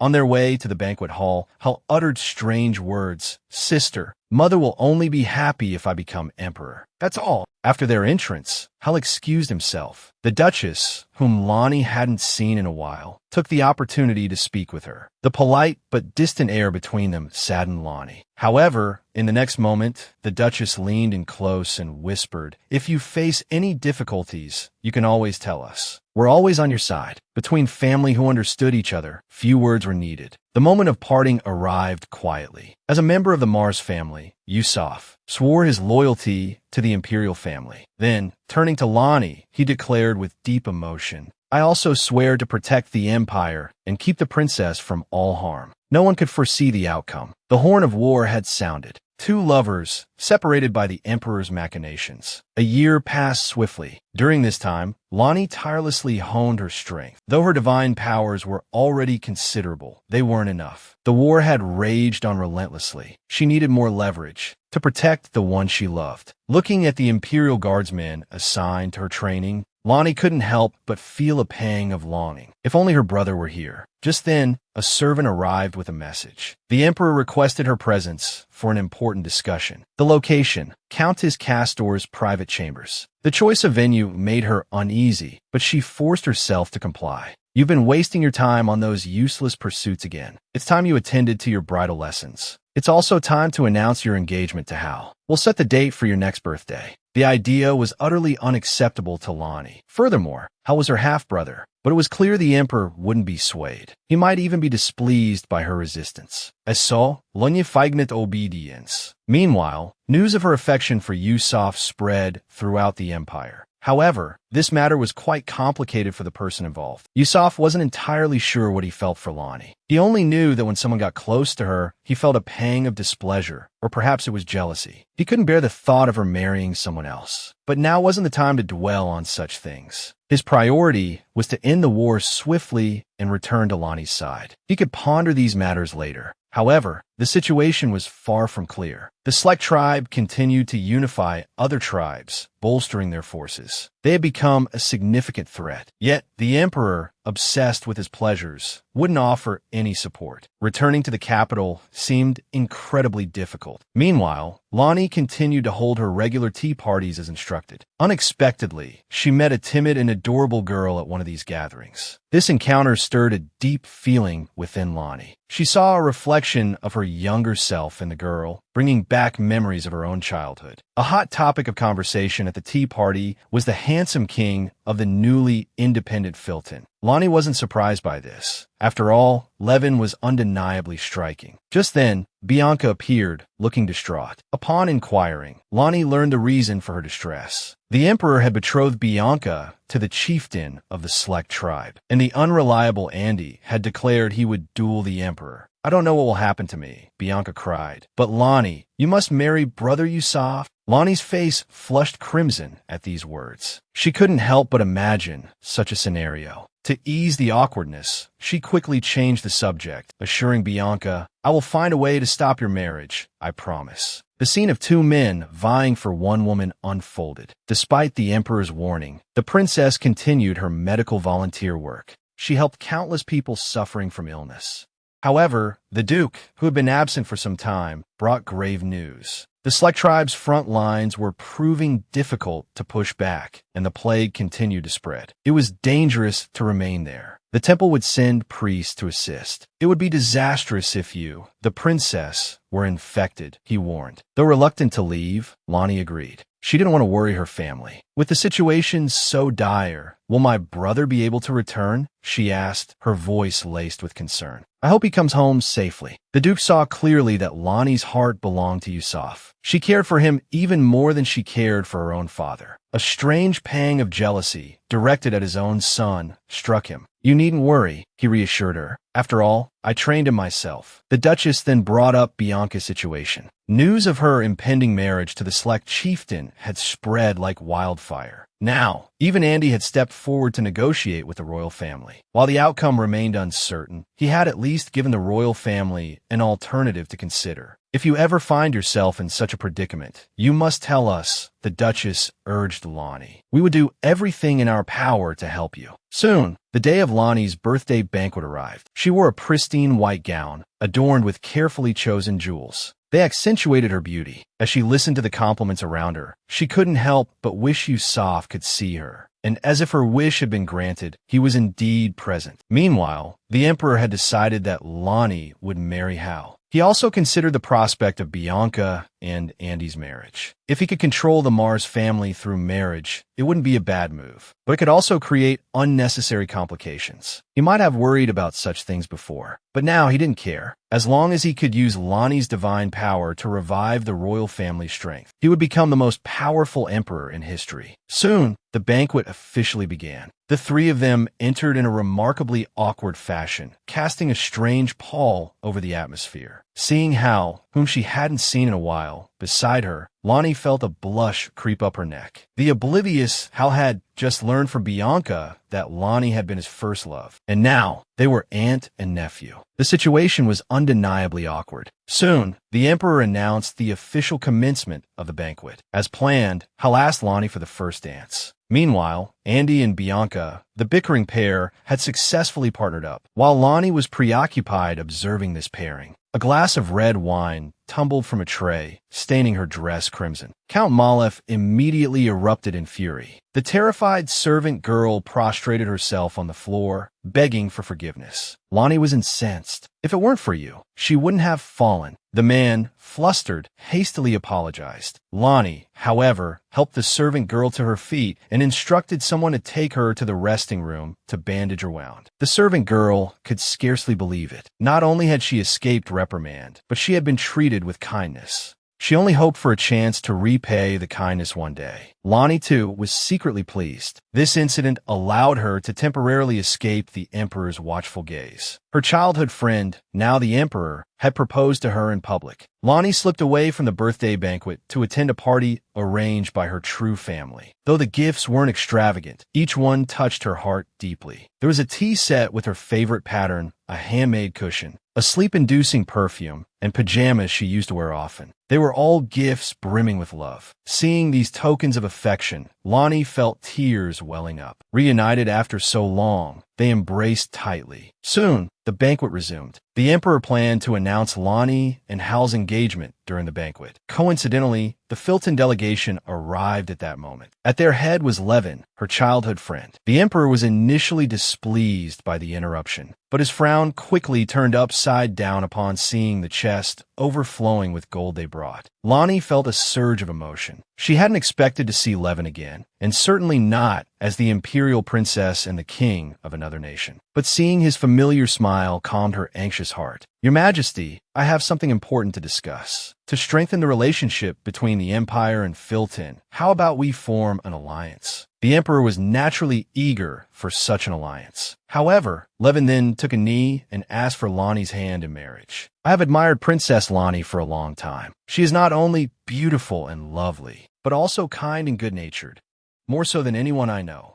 The room erupted in a flurry of murmurs. The emperor, of course, refused. Levin, seemingly prepared for this, appeared to back down. Just as the two reached an impasse, a guard outside loudly announced the arrival of Duke Mars. Yusuf had rushed back the moment the war ended, forgoing sleep for days, just to see Lonnie as soon as possible. But as he approached the palace, he overheard Levin proposing to her. He burst into the room. The cunning emperor was displeased by Yusuf's safe return, let alone offering any commendation. The rivals, meeting face to face, glared at each other. The two noblemen, under the guise of a handshake, engaged in a silent battle of wills. The matter of Levin's proposal was thus left unresolved. The banquet ended, and the two finally had a moment alone. Lonnie couldn't help but ask him if he had been serious just now. She received an affirmative answer. Putting everything aside, do I have a place in your heart? Lonnie felt deeply apologetic. She was always accepting his help, but unable to reciprocate his feelings. Unexpectedly, Levin wore a relieved smile, because in his heart, he knew very well who Lonnie loved. The reason he confessed was simply to clearly express his feelings and to enact a small revenge against the emperor. Just then, Yusuf, worried, came after her. In a place where no one could see, Levin gave a self-deprecating laugh. He thought he was one step ahead this time, but unexpectedly, he was still too late. The empire's three most formidable men were all pursuing the princess. Yet, unexpectedly, the second male lead actively led the third male lead away, leaving space for the male and female leads. The two siblings, who hadn't seen each other for a long time, weren't distant. On the contrary, the distance made them closer, especially Yusuf. He noticed his sister had become even more beautiful than before. He pulled out the birthday gift he had prepared from his pocket. Inside was an exquisitely crafted hairpin. He then eagerly put it on his sister, and Lonnie happily expressed her fondness for it. But this smile made Yusuf blush and quickly flee the scene. After returning, Lonnie held the hairpin and examined it carefully, her heart filled with uncontainable joy. She hadn't expected her brother, so busy on the battlefield, to personally prepare a gift. Just as she was looking forward to seeing him again, she discovered her brother's figure outside the window. It turned out Yusuf hadn't been able to speak to her properly earlier, so he bypassed the guards and climbed through the window late at night. Lonnie's delight was uncontainable. She quickly asked if her brother had been injured recently. Although Yusuf spoke casually, Lonnie knew very well that her brother carried the heavy burden of the Mars family. It wasn't something that could be simply described as hard work, so she took her brother's hand and used her divine power to heal his wounds. Overcome by the long-awaited care, Yusuf couldn't help himself and pulled his sister into an embrace. But when he came to his senses, he quickly let go. He hadn't expected to be so impulsive. Perhaps he truly missed her too much. Lonnie also expressed her intense longing. Even her tears fell uncontrollably. A simple pat on the head like before would have sufficed, but Yusuf froze. Seeing his sister in her nightgown, it seemed he finally realized she was a grown woman. Watching the girl wave goodbye, Yusuf's heart felt like it had been struck by something powerful. He couldn't imagine how much he would regret it if Lonnie were to be taken away by someone else. A week quickly passed. During this time, Yusuf didn't appear again. After learning the whole story, an indignant Bianca suddenly became very agitated. You had just finished bathing and were wearing a sexy nightgown. He must have been flustered because it was the first time he saw your feminine side. That's why he's avoiding you.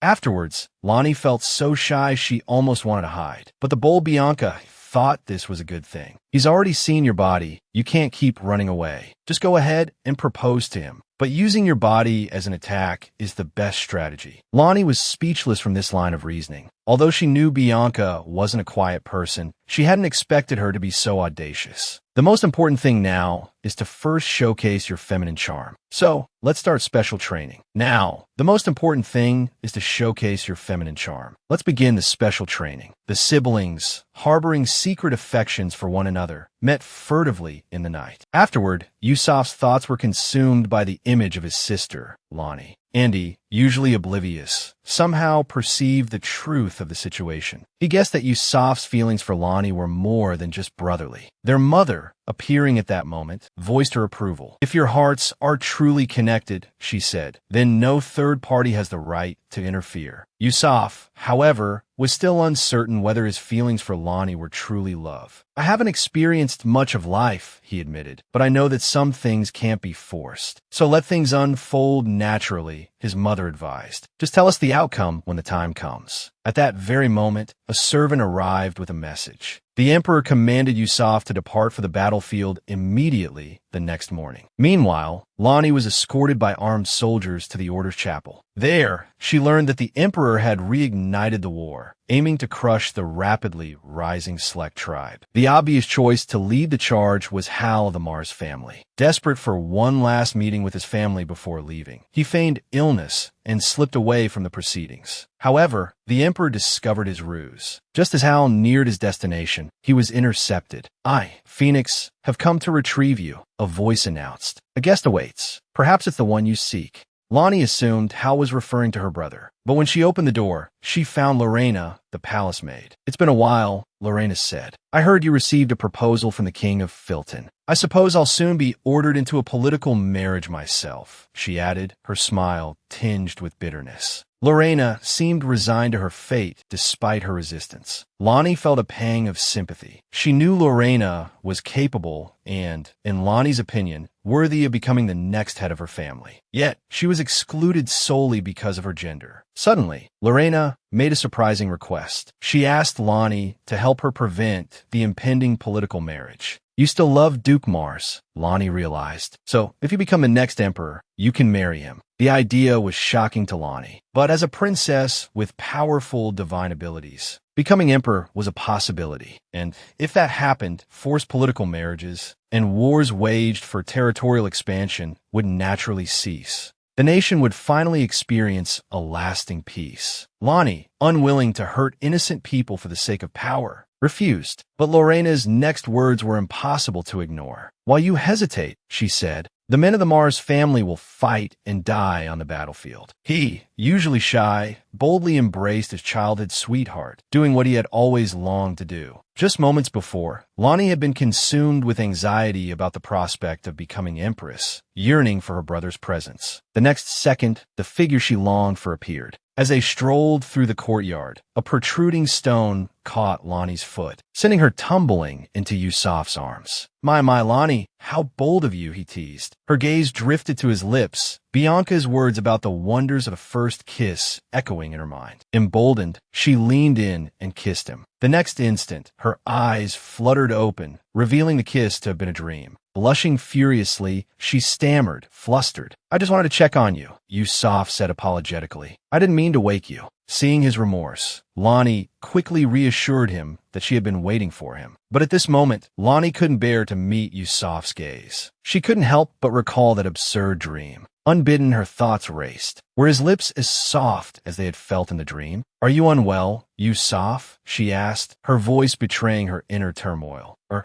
was there something making you uncomfortable? My sudden late-night visit might seem a bit rude. Lonnie quickly took her brother's hand, her excitement bubbling over. She explained that she was truly happy to see him, just a little shy. That's good. I won't be gone long this time, Yusuf reassured her. I'll return once Andy gets settled in. Well then, I should be going. Lonnie quickly reached out, hoping he would stay a little longer. Watching the girl's sweet, pleading expression, Yusuf's heart pounded in his chest. He couldn't bring himself to refuse. Like a caring older brother, he offered gentle reminders. Eat well, he said, and sleep well. Lonya potet. Can't you say goodbye like an adult? She retorted. How should I do that, then? He asked, a hint of amusement in his voice. In the novels, Lonnie blurted out, knights going off to battle kiss each other goodbye. Mortified at having revealed her thoughts, she quickly urged him to forget what she'd just said. Instead, she opened her arms, seeking an embrace. A moment later, the comforting scent of the man she loved enveloped her. In that moment, Lonnie finally understood. The feelings she'd harbored for Yusuf since childhood were indeed love, a strong, undeniable love. Desperate to express her feelings more clearly, she cupped his face in her hands and, without hesitation, kissed him on the lips. Be safe, Yusuf, she whispered. I'll be waiting for your return. Soon, both Yusuf and Andy departed for the battlefield. Meanwhile, Lonnie embarked on a journey with the Emperor to search for the ruins of an ancient temple. Legend had it that the first celestial tribe had appeared there. The Emperor sought to use this discovery to demonstrate his power to the world. His sudden declaration of war was a ploy to divert the attention of neighboring countries while he secretly searched for the ruins. Lonnie couldn't help but recall Lorena's words. If the Emperor succeeded in finding the ruins, the Empire's situation would only worsen. Soon, they arrived at Count Malef's territory. Forced to spend the night there, Lonnie planned to appease the Emperor for the time being, and then figure out how to thwart his plans. She didn't expect to encounter such misfortune there. To save his own life, the Emperor readily abandoned his children, declaring that an heir could easily be replaced. The group arrived at Count Malef's territory. Despite being wartime, the food on the table consisted of rare delicacies, the likes of which were difficult to obtain even in times of peace. Seeing the Emperor flattered by the Count's hospitality, Lonnie decided to seize the opportunity to extract information about his plans. However, the mere mention of the temple displeased the Emperor. He roared, ordering her not to concern herself with such matters. Think of nothing but continuing the royal bloodline, he commanded. Upon our return, preparations for your wedding to Hal will begin. Lonnie showed no reaction. However, using her true sight, she saw through the emperor's vile desires with perfect clarity. It seemed she could no longer remain a passive observer. She took her guards and ventured into the streets of the territory. There, she found refugees everywhere, displaced by the war. A child in the crowd was the first to recognize her. "Saintly princess," he cried out. The crowd surged around her, expressing their adoration. As Lonnie struggled to cope with the sudden attention, a girl's cries reached her ears from behind. She quickly instructed her guards to bring the girl to safety and then bent down, using her divine power to heal the afflicted. The onlookers, witnessing the spectacle, were overcome with emotion. As one, they knelt and praised him. Meanwhile, Yusuf was on his way to the battlefield. He couldn't help but recall the impulsive act before his departure. The lingering sweetness of the kiss played on his lips, and a blush crept onto his cheeks. His unusual demeanor caught Andy's attention. Anxious to distract him, Andy quickly changed the subject, reminding Yusuf of the Northern Front's harsh realities, far exceeding anything they could imagine. He stressed the tenacity of the Select tribe and the importance of meticulous strategy, especially given Yusuf's new appointment as commander. But Andy, newly promoted, was brimming with confidence and seemed to dismiss the warning. A wave of unease washed over Yusuf. He prayed he was just being paranoid. They soon reached the Select tribe's military base. After a fierce battle, they annihilated the enemy. But the enemy's numbers were surprisingly thin, a stark contrast to their usual tactics. Both Yusuf and Andy realized instantly it was a diversion. The enemy's true objective was to capture the Emperor, a classic strike at the head. Fearful for Lonnie's safety, Yusuf left Andy to handle the aftermath. Alone, he spurred his horse into a frantic gallop. Meanwhile, at Count Malef's estate, the Grand Duke Noel had launched a surprise attack. The estate fell swiftly, but despite a thorough search, the Emperor was nowhere to be found. The cowardly Emperor, prioritizing his own survival, had already slipped out the back, abandoning his men without a second thought. When informed of this, he coldly remarked, "Heirs can always be replaced."